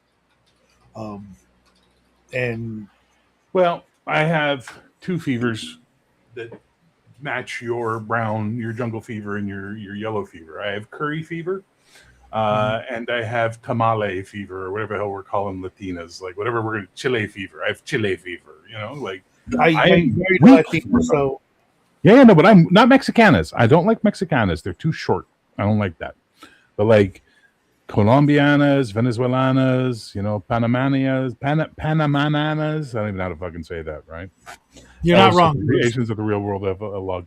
That's racist. And you know what? They love it. They have no problem with that. They actually, Yeah. find that I'm sure complimentary in some ways. Uh, they're wise enough to see the resemblance at the very least. Yeah. I just Listen. Go ahead. growing up, I always heard that expression. You always marry your mom, and I'm like, oh the hell no, fuck that. You know what I'm saying? And at an early age, when I heard that, I'm like, yeah, no, my mom's barely tolerable. That ain't gonna happen. I'm not marrying anyone like her whatsoever. And from So that point on, set in stone. the best ever I heard was this one Japanese girl who said, she goes, when we're young, we're a delicate flower. When we mature, we become a timeless beauty. Then one day, Yoda. It was just like, yeah, that's fucking fair. That's really fucking fair. That's why I'm a big fan of the half a man's age plus seven. Yeah, it doesn't work for me anymore. Yeah, I now it's 33. creepy. No, now it's like We're people are cruising up on like 60. 30, 35. Like, Jesus Christ, if I was like women 30, what am I going to fucking relate to? Also, if she's single in her late 30s, Problem. there that's a red flag, brother. Guys being single means nothing anymore because we have no control over any of this shit, right? But when a woman's single in her late 30s, ooh, wait a minute. What's going on here? Oriental North Asians are high Adventures. elves, South Nice, Asians are wood Grandma. elves. Grandma wins. Grandma Yeah, wins the Oriental comment Adventures. of the day. By that logic, that means Filipinas are hobbits, and I hate to break the news to everybody using the word Asia, which is the term of choice these days. That also includes Russians, Indians, Sri Lankans. There's a whole lot of people in Asia that aren't just Oriental. You know, that's why we used to use that word, was because we could define differently. Yeah, but Now it's South Asian versus Southeast Asian. So South Asian is Indian, Sri Lankan, Pakistani, that Nepalese, that whole thing. And then Southeast Asian is everybody in, like, what? Uh, Cambodia, Vietnam, whatever the fuck Burma's called now, Myanmar or whatever. That's Southeast Asia. Japanese, Korean, and Chinese do not call themselves Southeast Asian. They consider themselves just Asian Pacific, right? So it's like we're getting into like this. Like, can we stop using the word Asian? Maybe just leave it to what it was always, a continent, and then go back to using terms like Oriental, meaning not of the east, of the West, and Occidental, meaning not of the East. I still honestly use the word ornamental. Ornamental. To say, Wow. but I also use the word furniture. So, Yeah, there you go. But when I was with Deep for 9 years, we were together. She hated when people called her Asian because she was Sikh Punjabi from India. She's like, I'm not fucking Asian. I'm like, well, technically, you're from Asia, so yes. yeah, but it's an outsider versus insider. Yes. But maybe we need to listen to the insiders about what they want to be called and stop listening to fucking women's studies graduates from the University of Washington about what we should be saying. Maybe we should listen to the people we're saying it about. Not me personally. Somebody should. Maybe they'd loosen up and freaking, relax a bit. But I just stopped watching some of the stuff I used to watch because of how fucking angry I would get about these idiot fucking women with like 8 baby daddies and going on about how men are all dogs. What the fuck? How do you have 8 kids from 8 different guys, lady? Mm-hmm. Hyperboreanas. Ooh. There's always a common denominator. You know what I mean? And when you figure that out, you know the answer to all the issues. Yes. It ties back to what I said earlier about people who are anti-human. Mm-hmm. They're just Yeah. mad at their parents. Dude, I was literally on a bus in the early 2000s with a friend of mine one time. We're on the city bus, and my buddy taps me.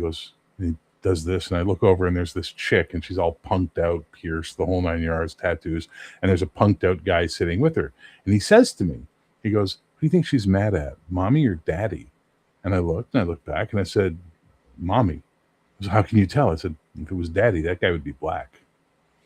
And that's how that would work. You know what I mean? Like, it would just be that she would be dating something her father would be very questionable about. But because she made herself not look like a doll, she's mad at mommy. That's how she's rebelling against mommy. And it's like, this is just basic fucking human psychology. Yes, psychology requires generalizations. Yes, science requires generalizations. Linguistics require generalizations. Economics require generalizations. Those are the things that allow us to figure out the majority and work from that fucking point of view. Problem is we're stuck in this struggle session society where we don't worry about the majority anymore. We worry about the minority, and we focus everything on that. Well, they've learned without the center, nothing can hold.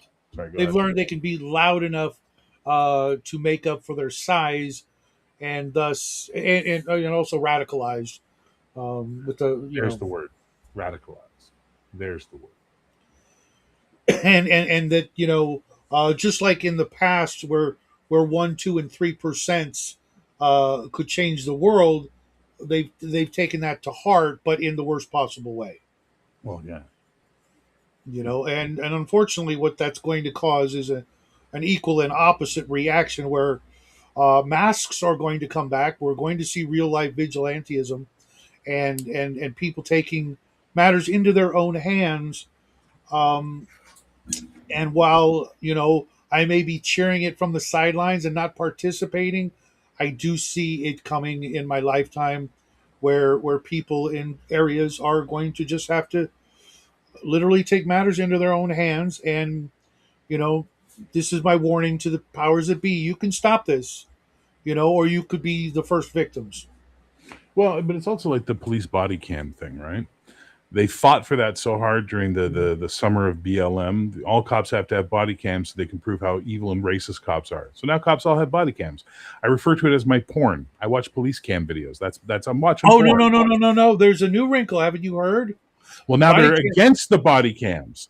Now they want to get rid of them because we're getting to see what the cops have been dealing with, and it's like, oh no, they were completely fucking justified. Because I had learned by watching these body cam videos, not that I would want to be at my age, but I could never be a cop because Hmm. I'm watching them dealing with some fucking moron, and I'm just yelling at my screen, tase him now, put him in a headlock, do something, fuck. Why are you putting up with this shit? Hmm. It's Hmm. insane.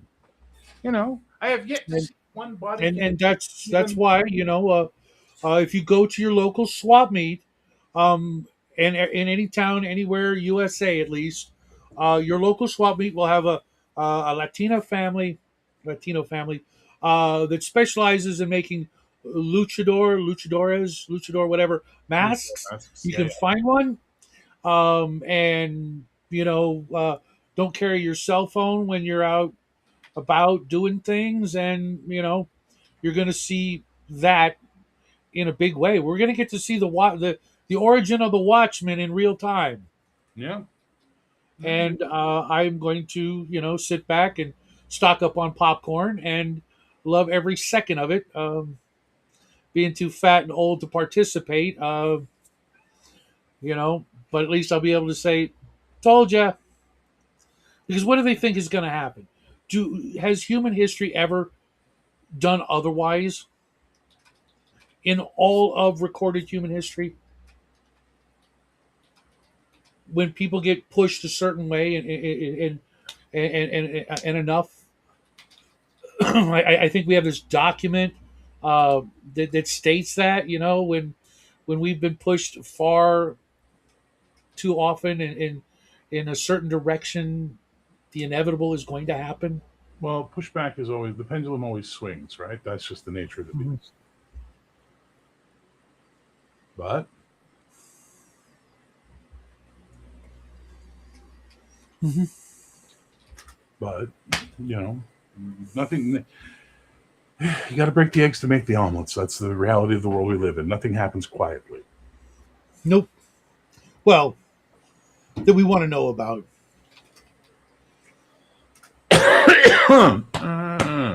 There are some things that happen quietly that we don't want to know about. If you say Uh, Hyperborea three times, DM James shows up. Where is he then? Fuck. well, Hyperborea. because I don't think I Borea. think he usually shows up like right when I'm getting ready to shut the show down, and then we go for another hour or so. But it's also Friday, and sometimes Fridays are his get ready to do the weekend things. Uh, so who knows? If he's listening, he's more than welcome to come on in and hang out for a bit. Body cam footage is insane. So many idiots and entitled spoiled brat adults. Yeah, but it's racist. Body cams are racist. Fuck, I laughed out of my chair when I first heard that now they want to take those away because they're racist, Yeah, because body cams are racist now. Yeah. they only catch certain people. That's not the camera's fault. Trust me. Yeah. The camera has no bias whatsoever. The people wearing them are just doing their job, and if they catch people doing stupid shit, and they catch it on camera, you know, the old play stupid games, win Instant stupid, prizes. Yeah. and I guess they just didn't want to be famous that way. They wanted to get away with their crap. The elf Chan is any attractive illustration of an elf female. As for yellow fever, Japan food really offensive. Good. Sorry, my bad. Japan has food really offensive. Good food. Um, I don't know what that means. I mean, the first part, yes, offensively good. That's hard to believe because they're all skinny. So if it's offensively good, I'm going to be, like the guy Bear just showed us, because I'm going to eat nothing but that. Um, there's a crime wave in California of people being arrested because those aren't my pants, officer. There must be a wizard magically putting on other people's pants on innocent people. What? How does that even work, Grandma? What they're identifying people because of the pants from the body cam imagery. It's like, hey, that guy was wearing Jordache, and then they find the guy wearing Jordache, and he's got to be the guy. Jordache. I'm Was it just using the freaking name. body cams from 1987? What the fuck, Jordache? I didn't want to say the other Right. more, obvious company because they turned into a bunch of pussies. Uh, they literally put a no gun symbol on the brown label that used to be on the back of those pants. Can you believe that shit? Is the most freaking insane thing I've ever seen. I'm gonna go get more coffee because I have nothing to say. Highest quality food standards. That should be the case everywhere. You would think that you'd want to feed your people the best food so that you get the best quality people. Oh, wait a minute. I forgot. These are evil, maniacal megalomaniacs that want nothing but retarded, low IQ serfs and slaves. Sorry, what was I thinking? I saw a headline about a town taking down their community watch signs because they're racist. What we need to do is then put them back up. Spend the good hard earned coin and have them printed and put them up. Randomly under cover of darkness. I do not. I've never owned anything like that. I just didn't want to say the other company because they literally were taken over by Satan. Apparently, Satan is a woman, and who knew? Sorry, but what self-respecting guy would want to wear a pair of jeans reminiscent of the old west with a no guns symbol on them? What does that say other than you are a big giant fucking wussy? Excuse my French, but I mean, anytime I wore jeans in my lifetime, I'm like, where's my holster? Where's my spurs? Not, oh, I hope everybody knows that I think guns are bad. Guns are one of the greatest things we ever invented. Shut the hell up.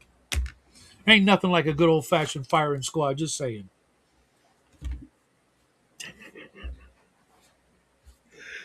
Uh,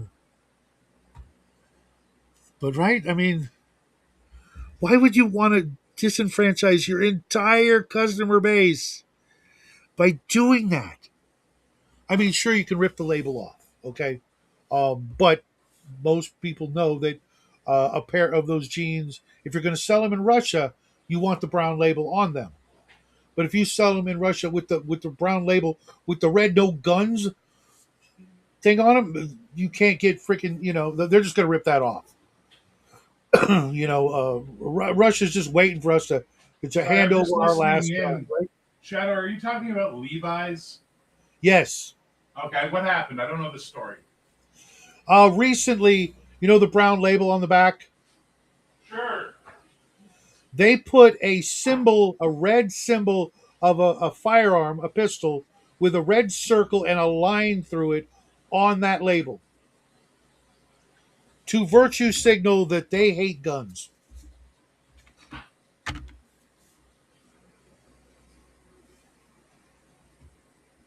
Why would you do that? Other than to virtue signal and to, throw away all the money that you could possibly make from that point on.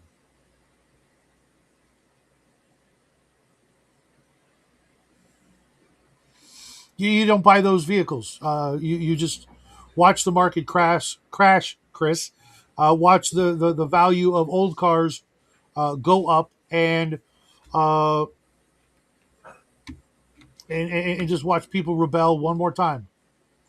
It's just it's it's just virtue signaling and trying to go bankrupt. I mean, the shareholders, etc. Those people, they should be up in arms, suing the crap out of whoever came up with that idea to sabotage their own company. It's like There's a million ways to they can make commercials, they can make donations, they could do other things, but putting something permanent on your product saying we hate you, people that are buying our product, literally, they might as well just spray paint we hate you on the jeans, on every pair of jeans.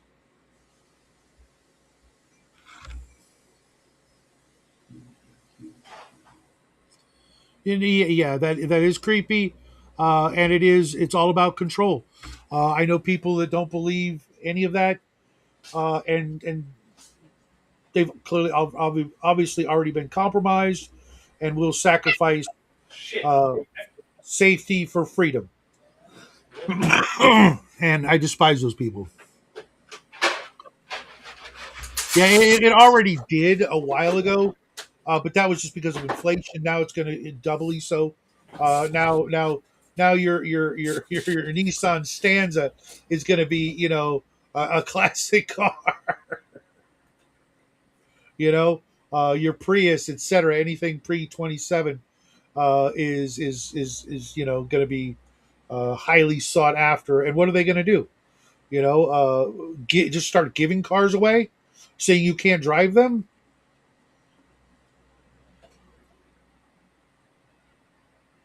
It's just they can't control everything. And hey, Paul, what's happening? They sure do want to. Is this the first Hi, time you joined Paul. my show? I think so. Yeah. Nice, welcome to the show, man. I, And remember, I told you, man. I told you way back Glad. in the beginning. I told everybody, you guys are going to like this guy. I might not, but you guys are going to like this guy. There you go. Yeah. Well, Kidding, of course, but I I, did say I, it. I like to think I add some kind of opinion to things, but who knows? Maybe. No, no, I'm no, just no. I'm a good judge. My channel loves when he and I go at each other. People Wait, love wait. blood sports on the internet. I think No one's saying that's that. Just when we start feeding off each other, like you two just play off each other so fucking well. It's so funny when you can get I going. guess It's because we're both bitter, bald, fat guys. What do you want? Jesus Christ, that's pretty a synergy. much. Yeah. I We am a just need remarkable judge of character, and Bullshit. what? What? Bullshit. I can point out 2 or 3 names of people who were regulars on your channel back in the day that I was like, why do you hang around these fucking people? Because I'm also an optimist. The And dude was making Mein Kampf jokes and holding his little Hitler action figure up repeatedly, and you never thought, you know what, maybe this guy's toxic and I should just fucking cut him out. To be fair and honest, my old man would have loved him. Yeah, well, you're not your old man, fuckstick. Come on. And Come on. and like I said, as an optimist and a Christian, and things he had said to me behind the stage, backstage, whatever, I thought there was a glimmer of hope, and as long as I saw that glimmer of hope, I was not going to be, everybody else. Yeah, Also, I mean, Chris, by the way, Chris is a good guy to have on whenever he comes on. He's hard to get on, but Chris is a good guy. Oh yeah, he's been hanging out for a while, and everybody loves him. I'm hoping I can get him on the actual show, like maybe this Saturday when I do a live show, and he can come in and we can hear him and see him and stuff like that. I was just talking about this the other night. I really have a problem even if I only get to see your face one time, I learn a whole lot from that, and the sound of your voice, whoever you might be, and I have a problem with people who won't let me do that. I get there could be reasons. Lord knows I have plenty of reasons to keep my ugly mug off the camera. I agree. I agree. Plenty of reasons. Plenty. And I still put myself out there, open myself up to ridicule and jest and jibe, and still do it. So yeah. So what are you up to, man? I got to go through your back catalog here. I didn't realize you had Mar Barker on the show. Was he, you gave him that much rope because you were like, well, he created Tecamel. Who cares if he's holding up Hitler statues, But it's a little joke. Remember, he wrote for Stormfront, and that's why everybody freaked out and was like, Yeah. I've never now. had him on the show. I But I know. don't know I'm what joking you're around. I don't know. Okay. I don't know who you guys are talking about, but apparently it's in the past. But I just thought it would be funny, yeah. considering you seem to know like all the the old school RPG guys, I wouldn't be surprised if at some point, you'd be like, I had the creator of Tech-ML. I went back in time and talked to Dave Hargraves, and it's like, all right, well, let's Rommel and I sat down and had a really good discussion about miniatures warfare games and desert warfare. That reminds me, I got to really bring Tom enlightening. Guy back on the show. Thank you for reminding me. I got to reach out to him. Wow, I mentioned Rommel, and that reminds you of someone? Holy shit, Shadow! Tom Guy, the owner of Minifigs, one of the oldest miniature companies for the when hobby. you hear Rommel, you think of him. Okay. Well, he's a war gamer more than a role player. Well, apparently he's related to the Desert Fox, is what you're thinking, so that works out well. I thought that was me. What are you talking about, man? He bequeathed that to Rommel. Rommel originally was like, I'm going to be the Desert Jackal, and Shadow's like, no, listen, I was around when the pyramids were built. You want to be the Desert Fox, trust me. The Jackal, no. Yeah, Paul does bring a little tingle to the streams. Yes, that's true. Oh Lord. Well, we're never escaping the tingle. Dude, I'm. It's not a matter of that. Like what you're thinking. I grew up on Sherlock Holmes, and I can, like, it's not just you. It's like what's in your background. It's how you talk, how you do every little thing. I'm analyzing that in my own way against my own previous experiences, and I learned a lot of little things. Whatever you say, Dr. House. Totally understandable, Dr. House. Dude, you know what I used to do, and if I didn't learn that, By the way, Dr. House Arrest would be the better name for you. That's pretty damn funny. For reasons I'm not going to disclose and give you I was quite more proud of ammunition. Son, dude. When it comes to ammunition against you, I am the hoarder of this conversation. Please. I guess that's why you're so generous and only showing up every once in a while. No, it's because I fucking get busy writing, and then I get a YouTube notification later. Oh, 6 hours ago, Shadow did his second breakfast. I'm like, fuck, I missed it again. That's why today I got the notification about your morning show and sent you a message saying, when's your second breakfast show today? Because I wanted to come by and say hi. I haven't seen you in a long time.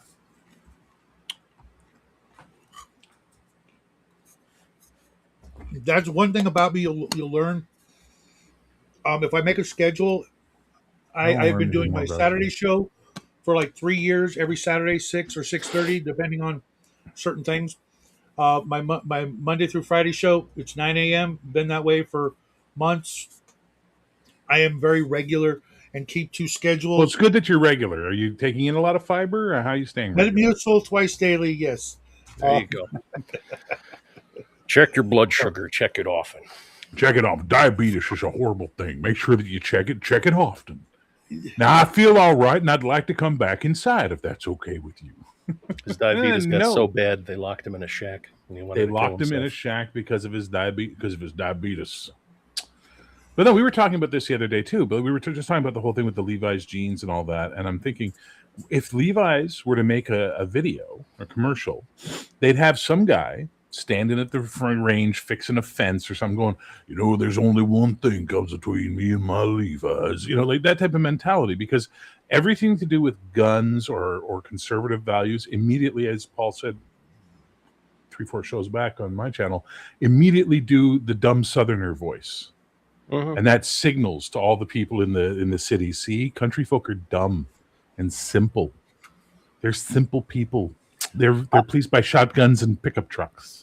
I'm all for it, man. If it keeps those people away from the country people, perfectly fine. Yes. You don't want them moving in and being like, we're going to do a collective garden here, and we're going to work really hard on it. And it's like, you don't know the meaning of hard work. These guys are sitting there busting their ass, putting in a fence. No idea. I grew up in the country. I've seen more F-150s in the city than when I go home to visit. Right. You know what I mean? City people are more into trucks than fucking country people. Country people only buy trucks when they have a use for a truck. Right. I need to move shit. I need to haul shit. Now the actual funds, a Ford F-150, stock $150,000. You can buy a house for that in some places. Really? Right? Where? Not in Canada. Out in those rural places. Not in the rural places of Canada. Oh, well. Shouldn't have let China buy them all. So we have the according to some stuff I saw, we have the highest housing market in the G7 in Canada. Yeah. It's insane what houses are going for here. Yeah. Oh yeah, you've never read Heart of Darkness? William Conrad? Not William Conrad. Something Joseph Conrad. Conrad. What's his name? Joseph Conrad. Thank you. Writing Joseph it down Conrad. Joseph Conrad. He was it's very fun. Big hit in the gulags. Joseph Conrad. Yeah, Joseph Conrad. It's a really good book. Very different than the movie, though. Is it First on a of all, ban list? Is it on a ban list? no. But first of all, it's not set in Vietnam. It's set in Africa. You know, that's a big difference. I've been like trying to pick up some books that have been on at one time or another on the ban list, just because they'll go back on the ban list at some point. I figure so. Might as well grab a copy. While I'm doing that. And that's how his favorite book became. Are you there, God? It's me, Margaret. I just saw a reference to that. Was it in the Venture Brothers?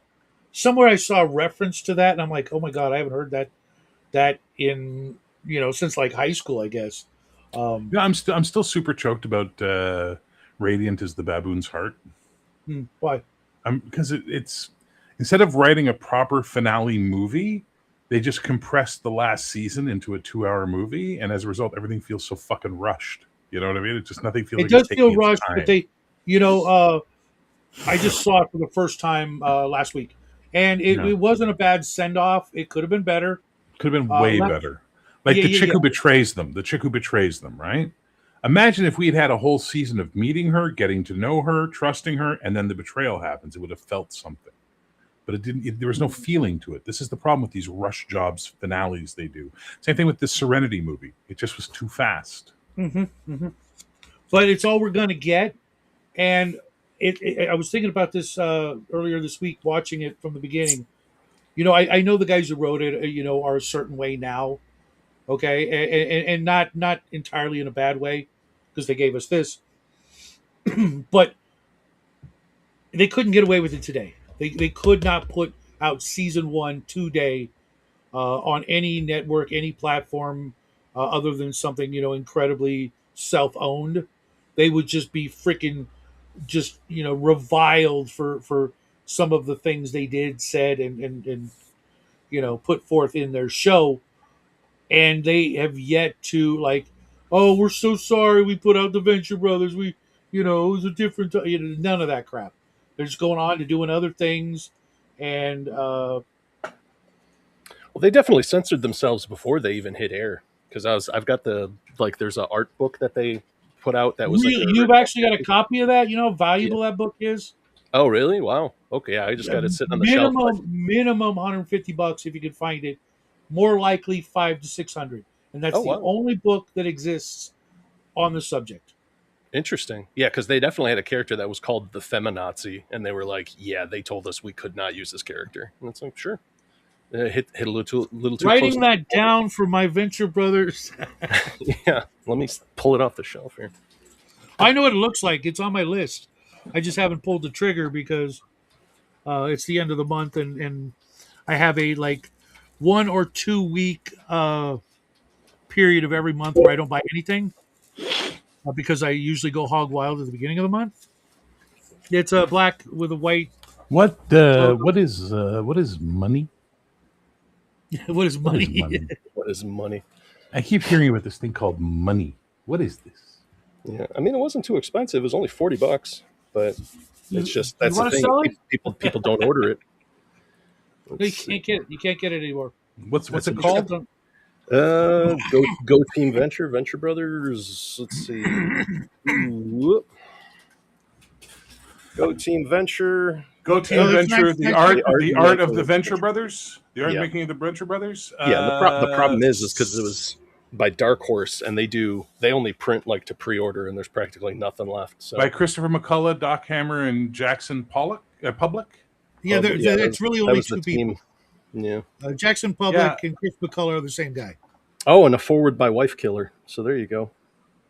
Patton Oswalt. So the art of the Venture Brothers, $43 Canadian. Go Team Venture, the art and making of the Venture Brothers, $410. Oh, holy shit! Well, there you go. Yeah, I saw it. I saw it in previews, and I was like, "Fucking hey, get me one of these," and that was it. Mhm. So Yeah, I didn't even know it existed. I've been watching the Venture Brothers for longer than I was watching it before they existed. no. Before I was on YouTube, I just owned it, watched it, etc. And I literally didn't like really use the internet up until about 7 years ago. I just was doing other things. I wasn't in front of a screen all day like Mhm. I am now, and uh, have learned a lot in the last 7 years. And one of the things I learned was that I should have kept up on certain things because I'd have a copy and I wouldn't be paying an obscene price for a copy of that book. I mean, there are still people today besides myself making Venture Brother content videos, Mhm. and it's not like sappy or idol worshipy. It's just it was quality writing and uh, reminiscing and of all the great things that used to be and now are sadly kind of emasculated. I didn't know that about Doc Hammer. He seems a certain way, but it's funny because if you've ever watched the show, like I do, and know who does which voices, Doc Hammer's real voice is Billy Quizboy. That's his Yes. natural voice. I freaking was like, seriously?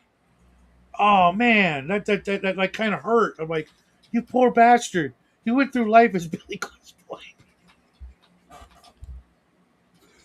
Wasn't that Sorry. the guy who was like the rock star with the silver hair that was getting like laid at every convention, pretty much? I don't think he had it too Uh, hard of a life. One of those two guys, because one kind. guy was like a normal human being, the other guy was like a weird, Mhm. like short David Bowie esque, like had like platinum hair, and anytime Or he talked, you could multicolored. Yes, that's hear the women in guy. the audience pretty much That preening that's themselves. that's the guy. Yes. I think he did okay But his later on. natural voice is Billy Quizboy, Yeah, and I guess they were all deaf. The women that he was banging. must have been. Yeah, No, women just you don't understand. That's what you don't understand. Women will fuck things that make guys go, really? What the fuck did you see? Okay, it's so weird. We are picky. We are weirdly picky, but we have our tastes. Women, it sometimes has nothing to do with physicality. It has everything to do with something in the style or personality that they just tweak Uh-huh. to, and it's just the way it is. Also, See, he listen was a to the celebrity. that's so weird because for me, I just thought it was about the money. The Well, no, money but and he's the all fame. but And that that. adds into it. That increases. Like if you're to make the grid, you know what I mean? Hot versus Fuck around and find out. influential. Yeah, and you just figure where it goes. So the hotter and more influential they are, the more pussy they're going to get. That's just life. right. Well, was it? Wasn't that one theory when they get on birth control, it fucks up their idea of what the ideal man is? They start dating really weird dudes. I've never heard that, but it makes a lot of sense. It's a lot of weird bullshit on the manosphere. And you're like, what? They're like, oh yeah, they've got whatever brain. And you're like, okay, I don't give a The shit. manosphere is full of really stupid people. Well, the problem is the algorithm keeps trying to force feed you it, and you're like, I don't care. Like seriously, guys, I do not give a shit. Yeah. Who cares what women think? Invent something. Mhm. Well, there's a few out there, that I do have some respect for, Sure. but they tend to have actually done things with their lives. Our good friend RPG Grandma, I knew the minute I met her, like we're gonna get along just fine. Right. Other people I've met in the last half decade or so, also instantly knew, yeah, just move, walk on by, just and thankfully they've all done us the favor of piercing the septum, Kool-Aid in the hair, and making it really really easy to just avoid the whole nature and colorful animals theory, Mm-hmm. poison, etc. um, just move on by. It's funny, the other day I was at the grocery store and I was in they've got this aisle, where it's like the seasonal aisle, and right now the season is barbecue, right? It's all the barbecue stuff that you might want to buy, and I'm sitting there looking at this thing on the shelf. It's a log. It's about this big, right, and about this big around, right? It's like $12, and it's a fire starter log. And I'm looking at it, and then I look over, and there's this other guy who looks like my older, fatter, brother, ponytail, gray hair, burly beard, jean jacket. And he's looking at his head. He's looking at it, shaking his head. I'm looking at it, shaking my head. We look at each other. We end up talking for like a half hour. The wife's going, "Where have you been?" I'm like, just just laughing at the stupidity of freaking mankind, trying to explain to her, and she's like, "Huh?" You're literally tilting her head like a dog, like, "Huh? What are you doing?" Like, you wouldn't understand if I had 100 years to try to explain it. Now But shut your mouth and get back to kitchen. Yeah, it was basically a log with a rope stapled to the side for a handle and a hole through it, so that you could put it and you just light it, and it would quickly light and stay lit for 3 hours. that's It's just called wood. the original show pitch book. That's probably worth some money, but that's the one that shows like, yeah, it wasn't the feminazi. It was, they called the character Girl Hitler, and she wanted Oh, to Girl raise. Hitler showed up. No, Girl Hitler showed up in the Yeah. series eventually. Oh, did Yeah. she? Yeah. Oh, And then and who's the other guy that's opposite her in the scene? Who's like, marry Cat me? Klops. Cat Klops. Yeah, Cat Gloves. Cat Gloves. He's just like, marry me. Did they do the- Girl Hitler. Blah, blah, blah, blah. She's fucking hilarious, Girl Hitler. I mean, when I Every saw that, I was character like, in there, every character in there is just absolute genius. There's that character sometimes. that to this day I don't know what the fuck anything about it, but I look at it and I laugh my ass off. The guy with the 3-prong plug for a head. You know what I'm talking about? He literally had like an extension cord plug as his head, the 3 prongs, and then on his chest he's got a 3-prong outlet, like he like stick his head into his chest or something. Or White Noise, the racist freaking character who's made out of Like static. I like Stars and Garters. That was my favorite. Stars and Garters. It's Captain America, but he's wearing garters with stockings. What the fuck? It's a tranny Captain America. Yeah. did, Well, no, they, he did they wasn't have tranny. the, He wasn't tranny. He was well- transvestite. the original? If you're gonna be hateful, get your hate right, please. That's just the terminology. I mean, I don't understand it. I'm old school. There's only one- Tranny means transsexual. Uh-huh. Transvestites are not transsexuals. They're men who like to wear women's clothes. There is a difference. Uh-huh. Ed Wood was. Well, I'm not saying it because I'm going to get yelled at either way. Orange County Liberation Army, did they show up? The guys that wanted Yes. to break away from California because of Disneyland? yeah, that was like in the first season Yep. Yeah. with Walt Brisby or whatever, the analog for the equivalent of Walt Disney after a stroke or something. Everything about that show just It has so it has some really great moments. Like I speaking of the trans thing, that entire group of people that were pushing and mad that they wouldn't say that Dr. Girlfriend was trans. And it's like, she's a female. There's that whole scene where she's in the bathroom and the other two girls are looking at her and she's just like, yes, I belong here. I just have a very deep voice. It's just, I mean, come on. But no, they were obsessed. There was a whole group. Remember, they were all over Reddit at one point in time and they were mad that the official confirmation that she was female came out. And it's like, get over shit. Oh, for Dr. Stop. Girlfriend? Not everything needs to be they did plenty of stuff that should have made them happy, but I guess they expected every single virtue to be signaled. Well, or this is the something. problem when you give anything to a special interest group, they then want more. Yeah, Right? They're never going to Give stop an inch. wanting more. They give them an inch, they want a mile kind of bullshit, and they never caved into any of that as far as I know. They stuck to their vision, even though the vision was not set in stone when they began. They had ideas and things evolved, and it was just Well, it that's was great. one of those few things that I've experienced in my life that felt like it was made by people who loved a lot of the same things I loved, and were also willing to poke fun at the same things they loved, like we do each other, and not give two shits about what anybody else thought, They're going with their thing. They're going to do their thing, hang out with the people they want, talk about what they want, and try to make people like that laugh and have a good But you time know, for a short little but you period. understand, like, do you understand how we got to this place, right? It's nothing to do with. Everyone's like, oh, those fucking college kids and their gender studies degrees and their commie teachers. Yeah, that's a part of it. But the thing that made it mainstream was these fucking equity funds that buy into all of these corporations and then demand, well, you can't offend anybody. We want to make more money. You got to get as much money out of you as possible. So you have to be as generic and as appealing as possible. And this is the zeitgeist. So we're going to go with this. And this is the problem with equity funds. They destroy things. Yeah, Underland. Is Underland Canada? No, we're Uberland. We're above you. Mexico's Underland. It's underneath you. Anyway, it sucks. Let's talk about role-playing games instead, because that's why I gave Paul the link. I'm like, oh, because we were talking about role-playing games. Yeah. And we were And I talking showed about up and I was D&D. like, well, because it it was an hour. It was an hour from there. The chat evolved. I got out of the shower and I was like, what is this? Oh boy, okay, let's see what's going on. So, what were you guys talking about that was cool that I could have been part of? Oh, we were talking about role-playing versus murder hoboing and the old school, the old school mentality of like, I really think. Go ahead.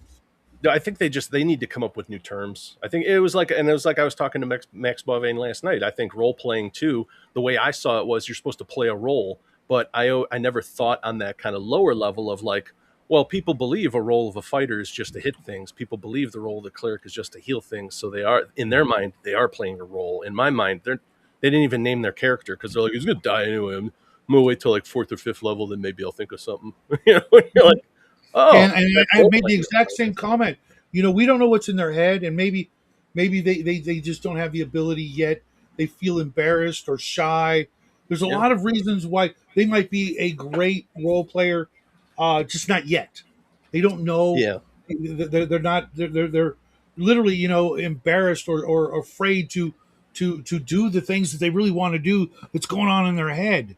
And if we as GMs do it and encourage them to do that, it's like, hey, I hate to say this, but like, dude, it's okay. This is like a safe space here at the table.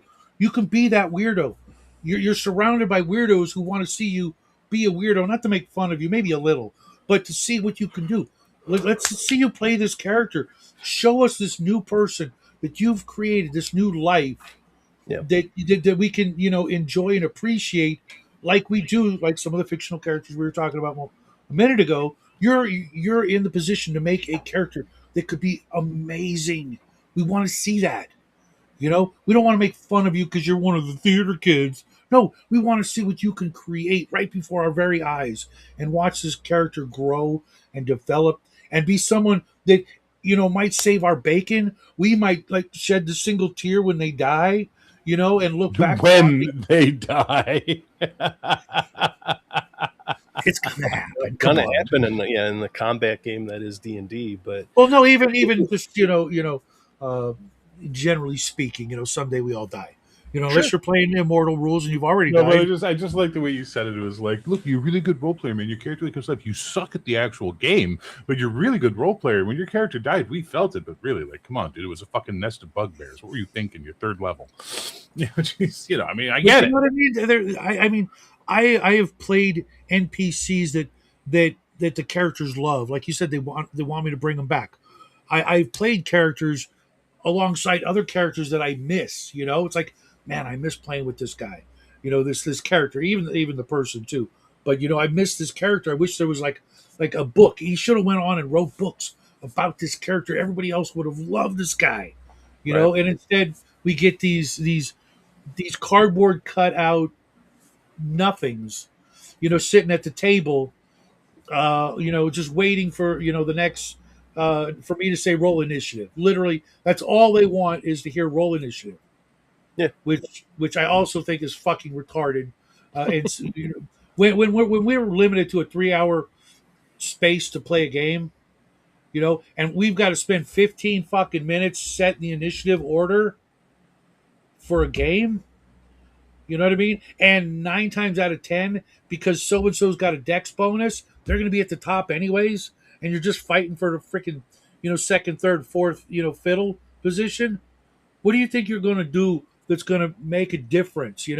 Because you understand that as the GM, I can make it so that the NPC monsters that you're about to fight always have whatever initiative I want them to have, and you'll never know the difference. Yeah, but you know what? Fudging dice rolls is like cheating, and GM shouldn't cheat. You should always just roll your dice in front of the players, always. I don't remember the rule where it said I ever have to even use dice. No, exactly. Like, this is like these fucking arbitrary things that are stated by old school players. Are like, just go fuck yourself. Like I said, there's this thing called World of Warcraft. It does everything you want. Have a good time. Right. Which Winnie the Pooh character has been the personalities for PCs in my Shadow Dark? I'm going to think Eeyore. Eeyore must be. She did Eeyore. I want to say Piglet and Rabbit.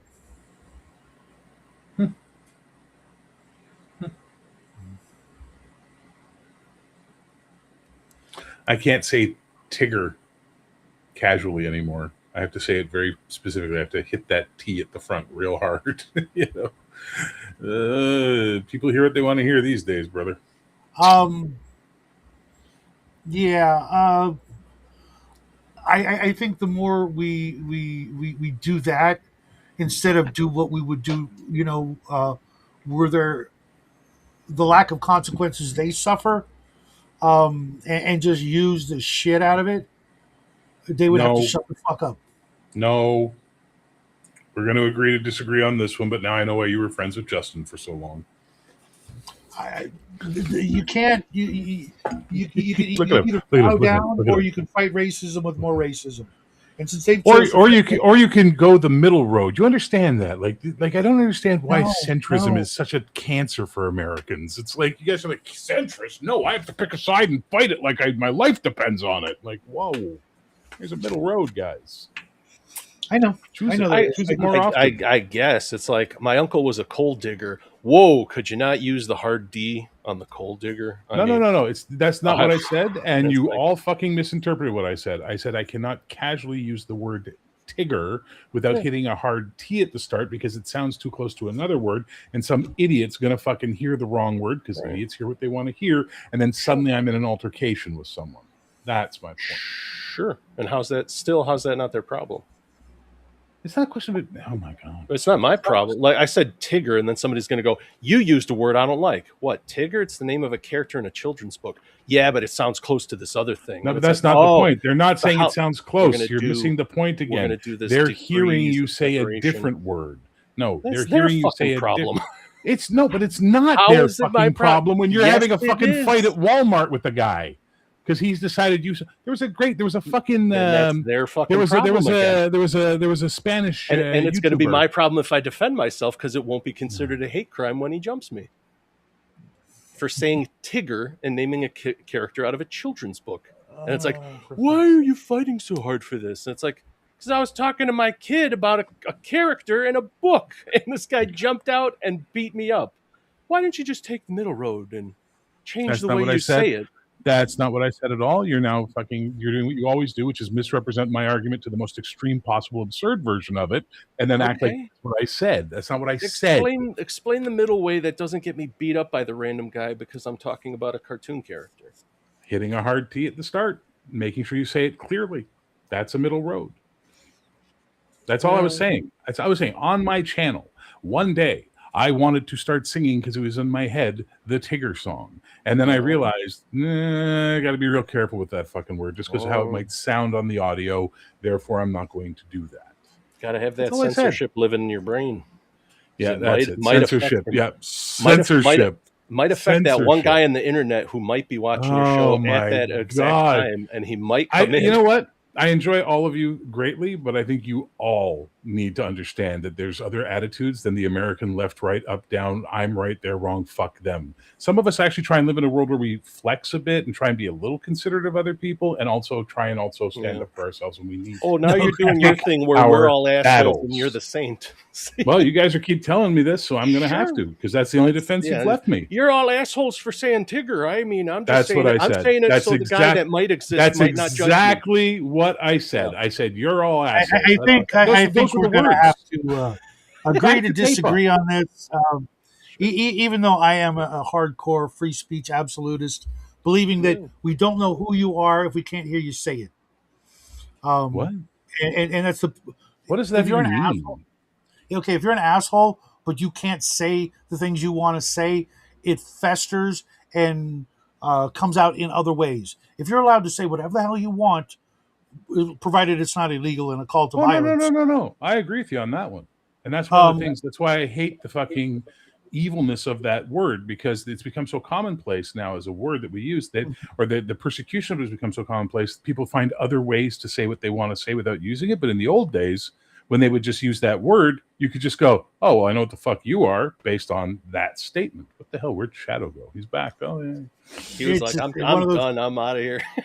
No. Pulling the I see plug. both sides of what you guys are saying, and I just think that the whole world needs to uh, pull their own particular stick out Sure. and just be able to say whatever the hell they want within reason. Like I said, as long as it's not a call to violence, more harmful No, actions. I'm not opposed to free speech, but I'm also not opposed to social, or at least cultural. I don't know what the word is. Thinking about other people outside of your own head sometimes, and going, "Yeah, I want to do this, but it might have a ramification, so maybe I shouldn't do that." That's just social fucking grace. And yes, it may be a Canadian trait. It may be something we're raised to believe. I don't know, It but it's absolutely something I is. believe. Not You in a know, bad way. We've always, Paul can back me up on this. We've always thought of Canadians as like the most polite, nicest people, we're right? not. But that's how I was raised. But you realize why? It's because we're that in comparison to the average American. That's how that we got that reputation. It's not that we're particularly polite or nice. It's Yeah. just by comparison to an average American, sometimes we seem extremely polite and nice compared to "fuck you, I got my guns" or whatever. Mhm. I don't know. I'll do a Yeah. nor'easter accent. "I don't care what you think. Hey, I'm going to go over there and do what I want." Like, there we go. So it doesn't matter. Sure. That's Now, Well, I this mean, country's lost its fucking mind, but that's neither here nor there for this. Go sure. ahead, Paul. Sorry. we Well, both I have mean, it in different ways. yeah, yeah. I was gonna Sorry, say, what And maybe was that, Shadow? I said both countries have lost their collective minds just in different Yes. ways.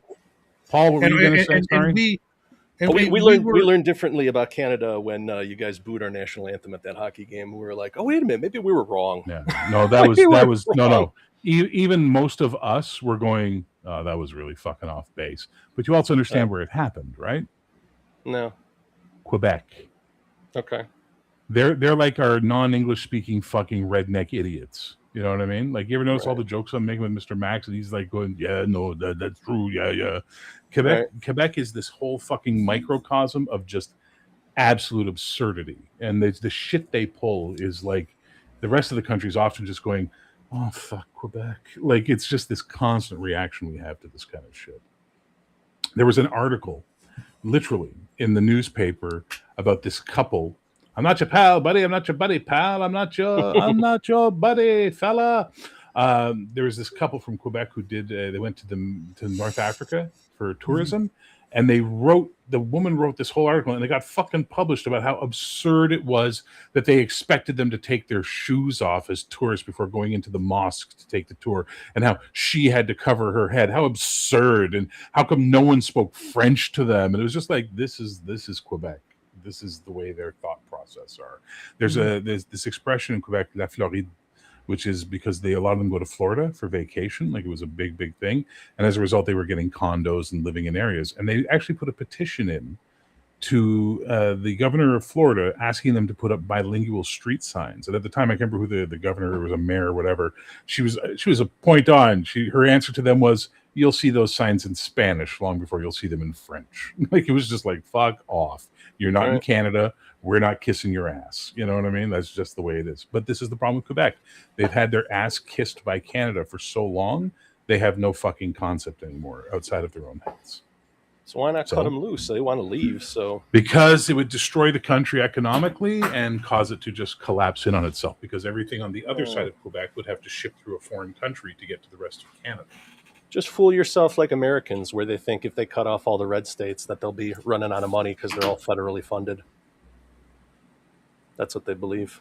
And they No, go, no, we "Oh, have to ship. we'd be great without you." even though it will, because it would be the same thing. It would be this archipelago of cities that are the blue Yeah. fortresses, and then it would just be the rest of the country, and they'd be like, oh, too bad we lost flyover state. Oh shit, where are we going to get our meat and produce and all other goods? Yeah, but for us, if you actually look at a map of Canada, the St. Lawrence Seaway is the primary trade part of Canada, right? So stuff comes in through the Maritimes, comes in the Gulf, and then comes up to St. Lawrence. Well, if that's a foreign country, suddenly you've got to pay tariffs shipping it through a foreign country to get to the rest of Canada on the other side of it, right? So it's actually a really bad economic choice for us. So what will happen? Nova Scotia, New Brunswick, PEI will all become America. They won't be able to afford to exist anymore because of it, so they'll just join the states. They'll petition to become the 51st, 52nd, and 53rd state, which you guys will be like, yup. You know what I mean? Newfoundland will just go back to being an independent country and start a war over Labrador with Quebec. And Ontario will sit around thinking they're the most important people in the universe, like they always do. And then Alberta and fucking Saskatchewan, maybe even Manitoba, will just fuck off and make their own country. British Columbia doesn't need the rest of the country, so they'll do whatever the fuck they want. So it'll destroy Canada as an issue, and that's why people don't want it to happen. Now, if you're asking me if I want it to happen, fuck yes. Yeah. This country is a failure. It's a failed state. It needs to fucking die. Just seeing that video that's made the rounds with the blonde creature with the giant ears.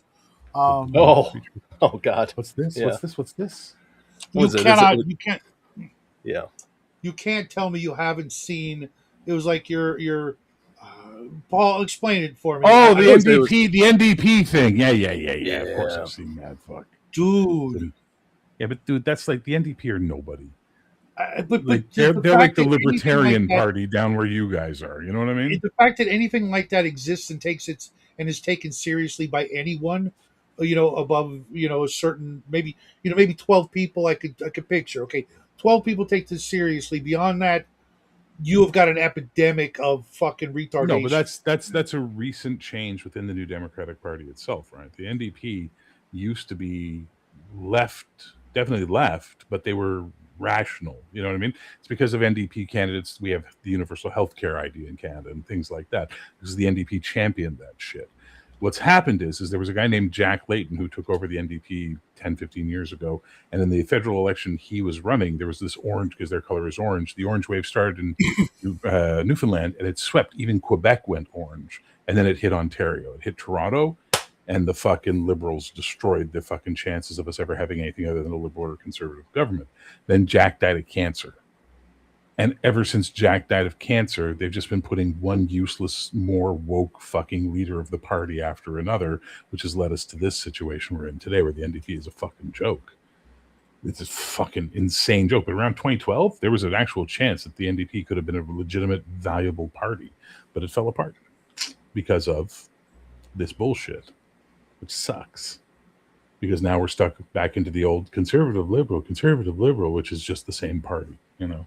It's like you guys, Democrat, Republican, it's the same fucking party. You know what I mean? The people might have different ideas, but the parties still believe the same shit. Mm-hmm. Well, I mean, as long as we keep giving them our tax money against our will in the record amounts of cold, hard cash with absolutely no oversight whatsoever, that they can do whatever the fuck they want with it, we're going to be in the position we're in. And even if we all stopped paying for a decade, they would still have enough money to run their black ops and their secret projects and all the other shit that they've been up to since the beginning of time. There's very little hope for any kind of justice anywhere. No, Western civilization is collapsing slowly, like a fucking, cake left on the counter, too soon. It's civilization in general, I think it's focused on us because we're putting forth kind of like the most GDP, and that's all people give a shit about. Because I think it's going to be crushed into financial sectors, and that's why they don't give a shit. They realize, like, we've got these poor people who are breeding a lot. We're going to stuff them into countries. It doesn't matter if they assimilate now. Immigration is now destroyed. The idea of the immigrant has now become this weaponized thing. And this is coming from somebody whose parents emigrated here in 1972, so I'm the first generation of this country. But that's the thing. What language am I speaking? Certainly not Polish. That's how immigration used to work. Now it's no, we just need this bulk force of people to move in and do the menial jobs that are below subsistence level. But it's good enough for them because then we'll fund them with free housing and what have you. Yeah. And there you go. So I had a friend of mine had a restaurant, Costa. It was Greek. His father and his uncles all came over from Greece after World War II. Half of them went to Montreal, half of them went down to New York, I think Albany or something like that. And he'd, go back and forth visiting family. And he told me something interesting. He goes, when my uncles and my father get together here in Montreal, they all speak Greek to each other. They all own restaurants, which was weird. That's a weird Greek thing here. They all own restaurants. They all speak Greek to each other, and they talk about what's going on back in Greece. Because when I go visit my uncles in the States, they all speak English to each other. They all run flower shops, and they talk about football because they're Americans now. And that is a big difference between our two countries, right? That was always the big difference between us. You guys assimilated people. We just said, be yourself in our territory, which did work out for us as long as we were bringing in people from countries that shared our values. Now that we're bringing in countries that don't share our values at all, our civilization values at all, and we're not teaching them to be Canadian. When I used to teach, I had new immigrant, like most of my students were new Canadians, immigrants. And I would do my best to help them and say, look, you can't do this. And if they do something like that doesn't wash in Canada. You got to be more polite. Why do you line up for a bus? Because it's polite to line up for the bus as opposed to charging the doors like animals. And I had this one Russian girl say to me after the class, she said, I wish you had class to teach people this. And I'm like, why? Because when I got here, all they cared about was how much money I had in bank. And then she, as a Russian, she acted like a Russian and people were rude to her. She got into problems. She goes, if someone had taught me, I would have not done that. I went, yeah, here's the fucking problem.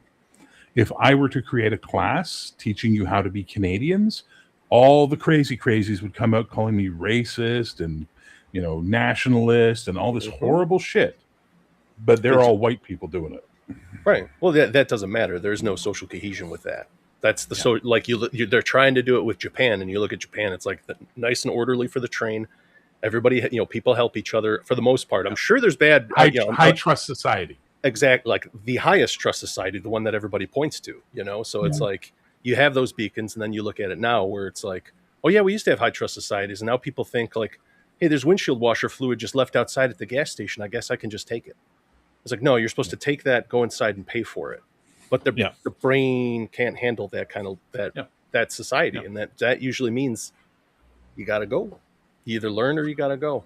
But that's the thing, right? And we don't do that. And you were right. It's because there's this oligarchical class above us that just see us all as commodity, right? And will just flood us into locations to make babies and do whatever they need to have done. Logan's Run, buddy. Right? Logan's Run. Yeah. It's like those Euro board games where they're just moving cubes around. They don't see people. They just like, okay, if I move some cubes here, I could get my profit motive up here, and that's it. Do not give. Well, the liberals here, the liberal party's been in power now. It's going to be 15 years by the time we get rid of them. If we get rid of them, they've now got a majority in parliament, which is terrifying. And they've done it by basically bribing members of parliament from the other side to cross the floor and join their party, right? So they found the ones that were weakest and made deals and offers to bring them over. Now they got their majority. Right. Once they have a majority, there's no law they can't fucking pass, right? Because they're all lockstep together. The problem with this is that for elections they use block voting. Now, you guys have block voting in the States? I don't think so. It's like the Somali thing in Minnesota. All the Somalis are going to vote for the Somali candidate. You know what I mean? So they make sure they run Somali candidates in every fucking district so that all the Somalis will vote. And because they have such a high number, they'll push them into power. Well, that's what the liberals did here. They brought in so many people from India. We call that rigging an election here. Yeah, well, it's called block voting in a parliamentary system. And what they did was they basically brought in so many Indian people that they can guarantee themselves Indian candidates will get elected. Chinese, same thing, right? Now that's what the liberals do. The problem with the conservatives have tried to do it, but they're not having as much success because at the end of the day, they're still doing conservative messaging, which isn't the same as, hey, we'll give you everything for free. It's really hard to win an election when you're saying, hey, look, things are tough. We're going to tighten our belts. We're going to find a way to bring your taxes down. We're going to do these things to help you versus we're going to give you everything for free. Yeah. But that's why I said earlier, that may change who's at the top, so to speak, but the people at the bottom, they're in that pressure cooker. And at some point, they're going to pop off. Fuck yeah. And when that does, I'll have my bag of popcorn, hopefully, and be watching. Now, Paul, you might disagree on this. I don't know, but you know how I know that there's more of a chance. Oh, Paul left. I disagree. There's more of a chance that we're going to see a second Sabotaged. American Civil War or even a Western general type thing of civil uprising. I was people saying, yeah, I think it could happen, but I'm not sure, but I think it could happen. Now that I'm seeing like Salon or Slate or whatever doing articles about why Gen Z will never rebel, I'm like, okay, there's going to be a fucking rebellion. You know what I mean? Like the minute they're publishing their little pieces about it could never happen. Oh, It's you gonna think fucking they're turning the pressure valves? They're like, oh shit, They're trying. this might turn out poorly for us. Yeah. Well, Yeah, like I was saying and earlier. this is why we stick to role playing, because all this shit is Yeah, just depressing. uh, Yeah. well, no, I don't mind, a little bit here and there, and we can't help it, Uh, I've got a friend who's like, like, why do you guys, do about the role playing so much, over analyzing it and blah blah blah. Uh, Right. because if we don't, we do what we're doing now. Yeah. And you then know, all you have to RPGs are what we do to get away from the other stuff. But sometimes right. we got to talk about the other stuff so we know what we want in the role playing game, which is less of the other stuff, Right. like the previous discussion. Like Yeah. me saying, I see a resurgence in Mask. I think they're gonna make a comeback. We're gonna get to see the origin of the Watchmen, all that stuff, because that's literally what they want in a way. I have this theory that they're pushing certain people to get so fed up with the shit that we eliminate the very people that they want us to eliminate, which are the people they're bringing here. I don't know about that. I mean, we'll see. They're definitely there's always stuff where they're You always got two, stoking race war stuff. I noticed that there's always that, and I'm like, you I got don't. two ways of thinking, right? Yeah. You either the rulers of the world, the true rulers of the world, right? They either Sure. want the weakest, dumbest population they can get, Yeah. aka Logan's Run, Yeah. right? Where they just have endless people to fuck. Okay, when they say, "Hey, bring in number 783, I want to fuck them," and they bring them to their office with no qualms because they've been bred to just bend over and take it, Right. or they want the toughest, most capable, competent, freaking ass kicking humans to go off and fight the alien invaders or whatever from Mars or some shit. They want, the genetically most badass, intelligent, capable humans ever, so that we can go to the next level of Hmm. of your possibilities and what the future could hold. There's those two camps as far as I'm concerned. One of those options is on the horizon, Yeah. and clearly we see the one where they want the dumbest people, period. But Right. they have to have done the math and figured out that can only end one way, and that's badly. Because Well, then you I don't mean, have they people, wouldn't be building $1 billion bunkers otherwise, because they know. maybe, well, but then they know that they could stop that, I don't and know. that they could be at the head. I think that's the thing. They use tools like the CIA and stuff, and they realize that some things like blowback exists. So I think they definitely hedge their bets, and that's why it isn't as clear cut as they make it seem. Where it's like, oh, it's the U.S. versus China, it's East versus West, or whatever these ideals are. Because you see them investing in China with things like CRISPR.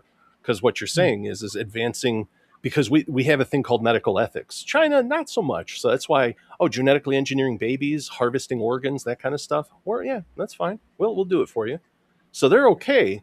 It doesn't matter about the ideals. They want the results. So regardless of who's suffering, but they're going to build that dividing line of covering it up. They're just going to be like, okay, well, we control the media. Just don't talk about, harvesting Uyghur organs or Yeah, using seriously. CRISPR to make children HIV resistant. And then all of a sudden there's a whole new strain of HIV wiping people out. And you're like, oh, this isn't, we lived through COVID, and there are people still don't think. They're like, oh yeah, no, those savages were eating bats in a wet market. How Oh dare my you say God, they eh? were evil enough to create it in a lab? And it's like, well, we're giving them the benefit of the doubt that they were smart enough and they were paid to create a weapon. You're thinking they're savages that eat all kinds of wild animals, and that's how this disease randomly spawned and got across the globe.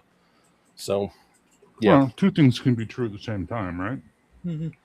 That's why I think there's two I competing mean, camps. some of the shit that I've seen, where they go to the wet markets is like, really, you eat that? Okay, Have you ever literally seen the cages of dogs stuffed into don't cages where they don't can't move?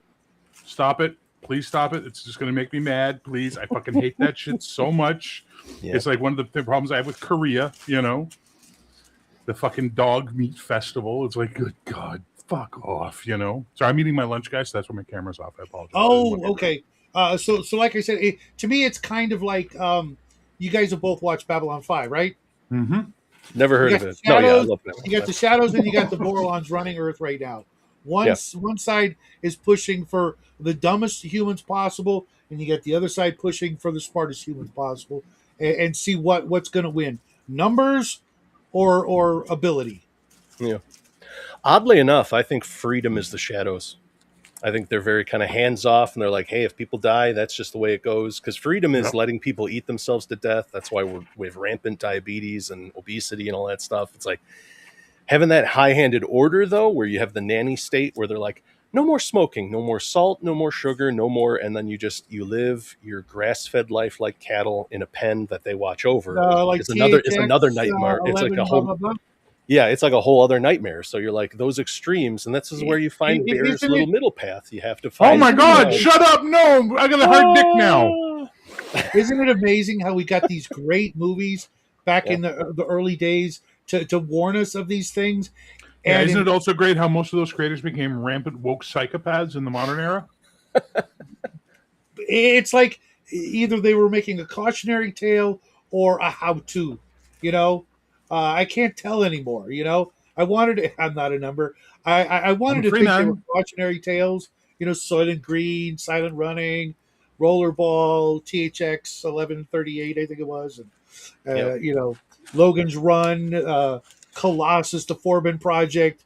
But maybe it was just to get the movies out, just so that certain people would have this information, and as generations came by, people would forget and just embrace those stupid ideas that were offered up in those movies. Yeah, let's do that. Let's make a world just like Soylent Green. Yeah, that's what we want. So I'm What? watching Logan's Run with my roommate years ago. And he'd never seen it before. And that point when Logan and Jessica get outside and they're trying to figure out how the world works and all that, he just looks at me and he goes, "Freedom.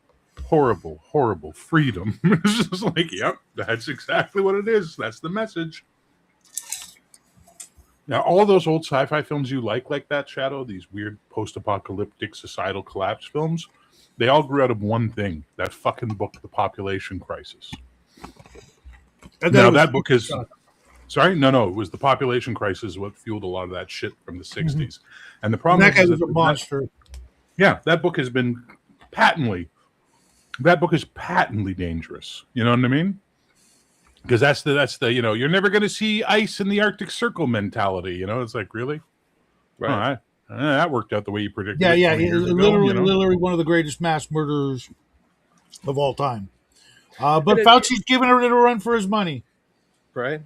Well, that's the thing. It's like you go back to the Neolithic era, and that's how human history works. We find a way to feed people, and then we find a way to survive, and then people will have time, instead of working their hands to the bone to just stay alive, to come up with ideas and inventions and forward humanity. But yeah, they came up with that thing. That came up with that whole idea of, well, there's going to be just too many mouths to feed, and every time somebody says that the world's overpopulated, any of this stuff, I always ask, I'm guessing you're on the other side, right? You're going to be the one. I'm one of the good ones that needs to survive. We need to just shove off this 50% of humanity. Oh, you mean kill them? That's what you're saying. We need to kill several billion people because you're going to starve. Oh, you really give a shit about the people starving in Africa? I somehow doubt that. But yeah. Oh yeah. Oh, the climate thing's out of control. You gotta fucking recycle, and you can't have this size toilet, and you can't have these kinds of labels. But China and India can do whatever the fuck they want because they make all our shit cheap for us. Right. Hey Cody, if you want the link, let me know. I'm only going to be here for another 20 minutes precisely. George, my wife got mad at me for spoiling Soylent Green to my daughters as punishment for acting up. She never seen it, but one day she might. Mhm. You just gotta buy one of those. They've got those little 1 liter jugs of that Soylent shit. Just leave it on the counter for her and be like, "Told you." There you go. I know. Isn't that just like baffling that a company went, "Hey, I got an idea for a name," Yeah, you know, and So there was a dude bro executive behind that. I'm right. just like, We're gonna open a motel. I'm gonna call it the Bates Motel. How about that? And you're like, "Don't do It's that." ironic. People love ironic these days. That's what all my Yeah. research tells me. yeah. People who don't even you can't. Most people can't even spell the word. Um, What, Soylent or Irony. Bates? Yeah, either. either take your pick. Yeah. Well, no, I this is why role playing is so important to me, right? Escape. Well, Because I can't not just escape into that. movies. I can't escape into music anymore because all the new stuff's just littered with this shit and messaging. Well, So, you know what else though? what? I realized a while ago, uh, this hobby that we're in is one of the best tools for critical thinking I've ever come across. No class does it better. I kid you not. When right before I discovered AD&D, right, the first role playing game, my grades it started out really good as a kid, but then shit happened, and they were like I was getting like Fs, solid Fs. Okay, and because of starting to play this game and realizing, hey, I need to learn some shit. I learned a whole bunch of things I didn't know that I didn't know, and I'm like, I need to fix this. I want to know all these things, and the best place to learn them is, believe it or not, school. So I guess I'm gonna turn over a new leaf, etc. And for the most part, I mean, yes, there are some idiots we hang out with. Not Hello, mentioning my name is Stephen K. Stephen, and I was a complete dumbass until I discovered Dungeons and Dragons. Now I'm CEO of a Fortune 500 company. Like, no, dude, there's plenty of dumbasses in our hobby still. but for those who take it, kind of past just you know an activity, but as it's like their main hobby, if you will, definitely, you know, it definitely helps as a learning tool. No, it It, can. It absolutely can. Yeah. I think that's the thing. That's why they looked at like that Scott McCloud's writing comics book, where it's a Ah, comic so that good. teaches comics. They do that in Japan, but that's the thing. It's like some people interact with that better than blocks of texts. It's people learn differently, and I think that's what they need to look at rather than like these arbitrary grade levels. Be like, okay, how does this person interact? Do they need one-on-one Wait, teaching? wait, Do wait, they wait, need wait, wait. Hang on, Paul. what's up? The modern school system that we have been using since the late 1800s has been in effect, and very little changes have been made to it, where you go to a building that's very boring and dismal. You spend 8 hours a day there. You have two 15-minute breaks and then a 1 hour lunch. And it was designed not by educators, but the people designing the factory industrial system. Everybody is marked by a date. If you were between this date and this date, you're grade 1. If you're between this date and this date, you're now grade 2.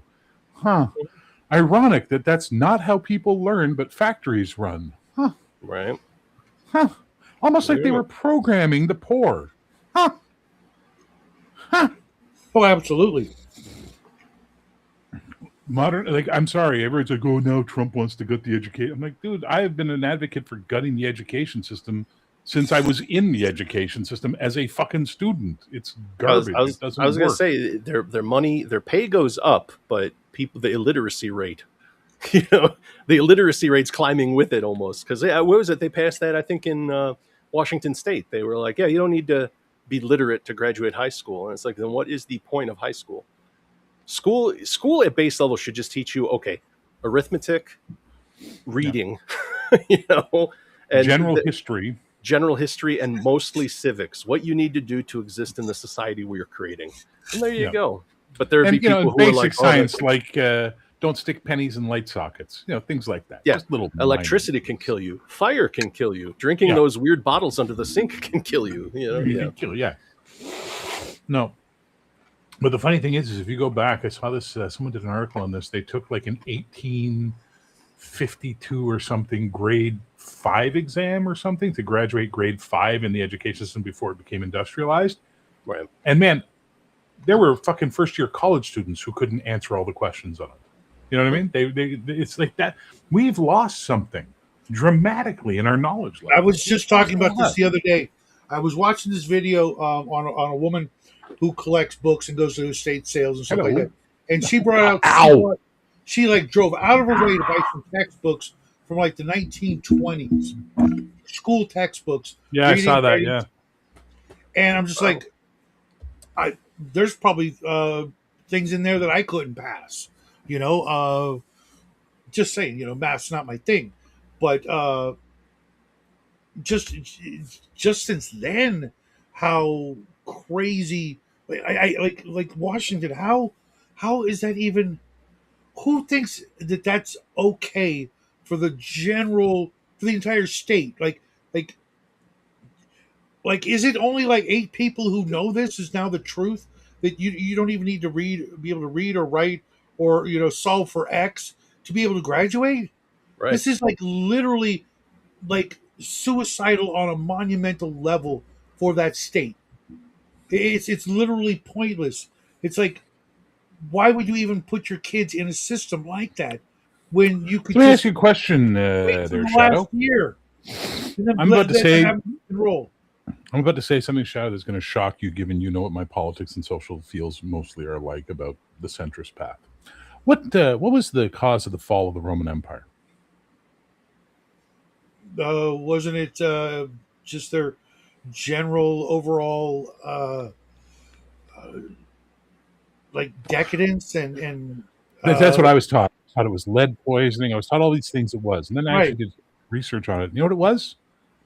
Immigration. Everybody moved to Rome and undermined the Roman system through the senatorial system and changing it. Okay. So by the time the Goths or the Visigoths or whichever it is that came in and invaded, the entire system had been gutted and the actual real system had been moved to Constantinople to try and Istanbul or whatever you want to call it, right? Mm. Because that was the way it was going to be.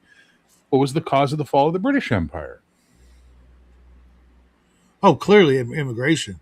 Just absolutely just. What's going to be the fall of the North American Empire, you think? I honestly think it's going to be a civil war. No, it's what's causing it. Never mind the event; it's the cause. Everyone always looks at the fucking the disease, but no one ever looks at the cause of the disease. When you have people who do not share your values now controlling your society or influencing it, your values are going to leave. That's just the way it is. That's not racism. That's just fact. Well, the problem is the people that want the financial safety net are okay with people moving in and exploiting it. Yep. Like I'm not against having a safety net, but as soon as you allow other people to just come in and take from it, what do you think is going to stop them? They do not have that value. They're the ones on Halloween that empty the bucket if you leave it outside. Yep. You can't do that. So or they go to that little farmyard stand. I've seen that where they have the eggs, like take the eggs and leave the money. And they just call their fucking family out of the car and they take all the eggs and leave no money. And sometimes the money. Yeah. Yeah. Like, that's the thing, right? So this is the problem. Now, once upon a time, Canada had the best fucking immigration system in the Western civilization, and we were praised for it, and other countries adapted it, which was based upon what fucking skill do you bring to Canada? You have to fill out all these forms, and then we're going to analyze it and see if you're a benefit to Canada or not. And then we got rid of that system, and we just let any old assholes in now. And now our society is collapsing in on itself because we're no longer bringing in people who benefit Canada. Mm-hmm. We're bringing in people who benefit from being in Canada. Right. Big difference between those two things. And you're doing it now, too, in the States. Mm-hmm. Yeah. Mm-hmm.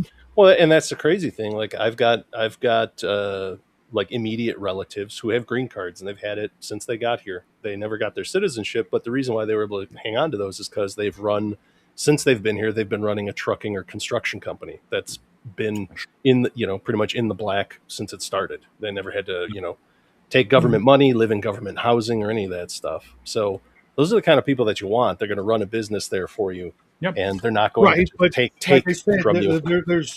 There's the two evil powers running the world, and one wants to there's one evil power running the world, brother. Well, The No, way I see it. I think there's definitely like a few dozen billionaires or trillionaires pretty much Yeah, Well, that and they're divide all everything part of up. and they're all part of the same club running the world. That's the problem, right? It's the Sure. same group of yeah, but assholes at the top you making remember the sure movie each other's good. Sorry, you go remember ahead. the movie Trading Places? Of course, I think it's like that. You got the two evil brothers, right? And they made a bet. sure, sure. What's better?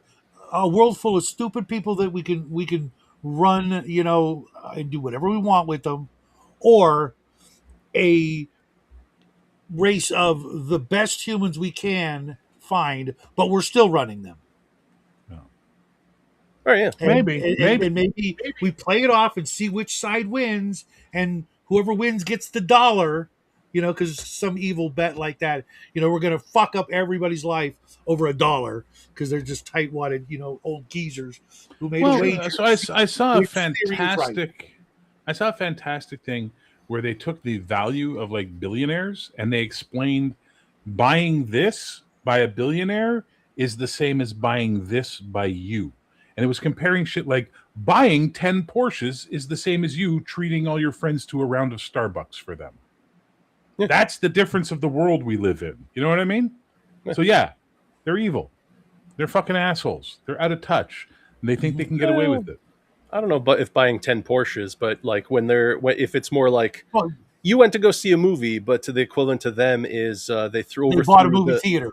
they overthrew the government of Chad because they found a fucking bauxite mine or something like that. Okay, well, That's that's the a evil little shit. different. That's But where like you invested in that's you the cost invested in that analysis mutual of it, fund. Yeah. Yeah, I was just talking about the money expenditure. That's all I'm talking about. Just Sure. how much money it was, not the morality Right. of it. Just money. Yeah. So for them, they don't understand us. They don't understand. Like, think about this: how much does it cost to buy food at Whole Foods? It's pretty fucking expensive, from what I I've never understand. been there, I don't but do yeah. Never been there, Actually, but I hear it's pretty fucking expensive. But there are rich people who don't go to the cheap grocery store to save money. They go to Whole Foods because that's normal for them, and it's the same impact to their pocketbook as you going to the Kroger. You know what I mean, or the A&P or whatever, right? Sure. So this is the thing. We live in this disparate world where they cannot see what we're going through. They think it's just the same, but on a smaller level. So they don't understand us. They don't get us, and they're always worried about just making more fucking money.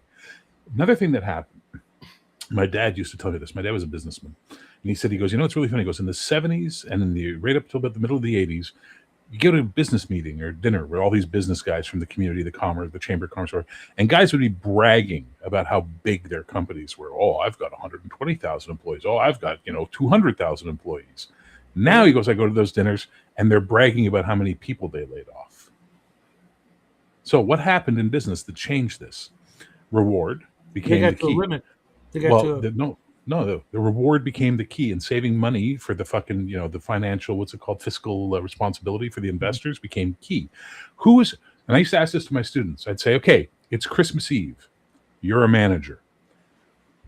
You just got a memo from corporate saying fire 500 people today. Do you do it? And most people were like, oh, fuck, I don't know if I could do that. But there'd be one or two in the class who'd go, absolutely. Why? It's my job, plus it's going to make me look good. Ah, yes. So you're a sociopath, and you only give a fuck about yourself and not other people. But what happened is when all these sociopaths were able to make those hard decisions in corporations, they got promoted and promoted and promoted and promoted, and now they're running these corporations. They don't give a fuck about other people. They don't give a shit about anything but their own benefit. That's evil. To me. Might not be to you, but to me, that's fucking evil. Not eating babies and, having weird masked sex parties. That's just fucking Hollywood bullshit. You know what I mean? It's the destroying entire people's lives. I know all of that profit margins. All of that happens somewhere. Oh, absolutely. To what extent, we'll never know. Or it's mostly in Europe, by the way. It's mostly in Europe, and it has the word Rothschilds attached to it often. But what are you going to do? No. I used to pass by a place called the Cannibal Cafe in California, in Los Angeles. Just saying. So what? So therefore, the band "Fine Young Cannibals" were actually fine young cannibals. According to what I heard, I could be wrong. Could be urban legend kind of thing. It was ethically sourced human meals. Fair. Ethically sourced human meals. Made out of humans. Soil and submarines are made from people. Come on down. It's our long pork special this week. Jesus Christ, eh? Nothing surprises me when it comes to Los Angeles. Oh God, no. And literally knowing the simple fact of whatever we hold as you're not supposed to do, that's on their bucket list. Yeah, man, I spent 20 years in that industry. I know. You tell them, oh, you can't do this. They're like, I'm doing it Tuesday. It's a challenge or the next endorphin hit for them. Their their tolerance to endorphins and dopamine has been spoiled over their lifetime to where the average thing just won't do it. It's like that cartoon. You remember Drawn Together? Mm-hmm. Okay, remember when Foxy and the Superman guy are having a relationship and she's just Captain Hero. Captain Hero, where she's just wailing on his, whatever, to just to get some sort of rise. They're like that. They've already had absolutely vehicles, hooked up to a car battery. That became blasé to them. Well, now they need something more. It's the dopamine addiction, right? That's the big problem. Like a lot of people have it. They have this need to constantly have their dopamine receptors hit. It's like the mouse when they did the experiment where they had the mouse, the button hooked up to its brain. Every time it hit the button, it would release the endorphins in its brain, and then the mouse just starved to death hitting the button. Right? Like, yeah, that's humans. We're like that. What are you going to do about it, though? That's the question, right? What are you going to do about it?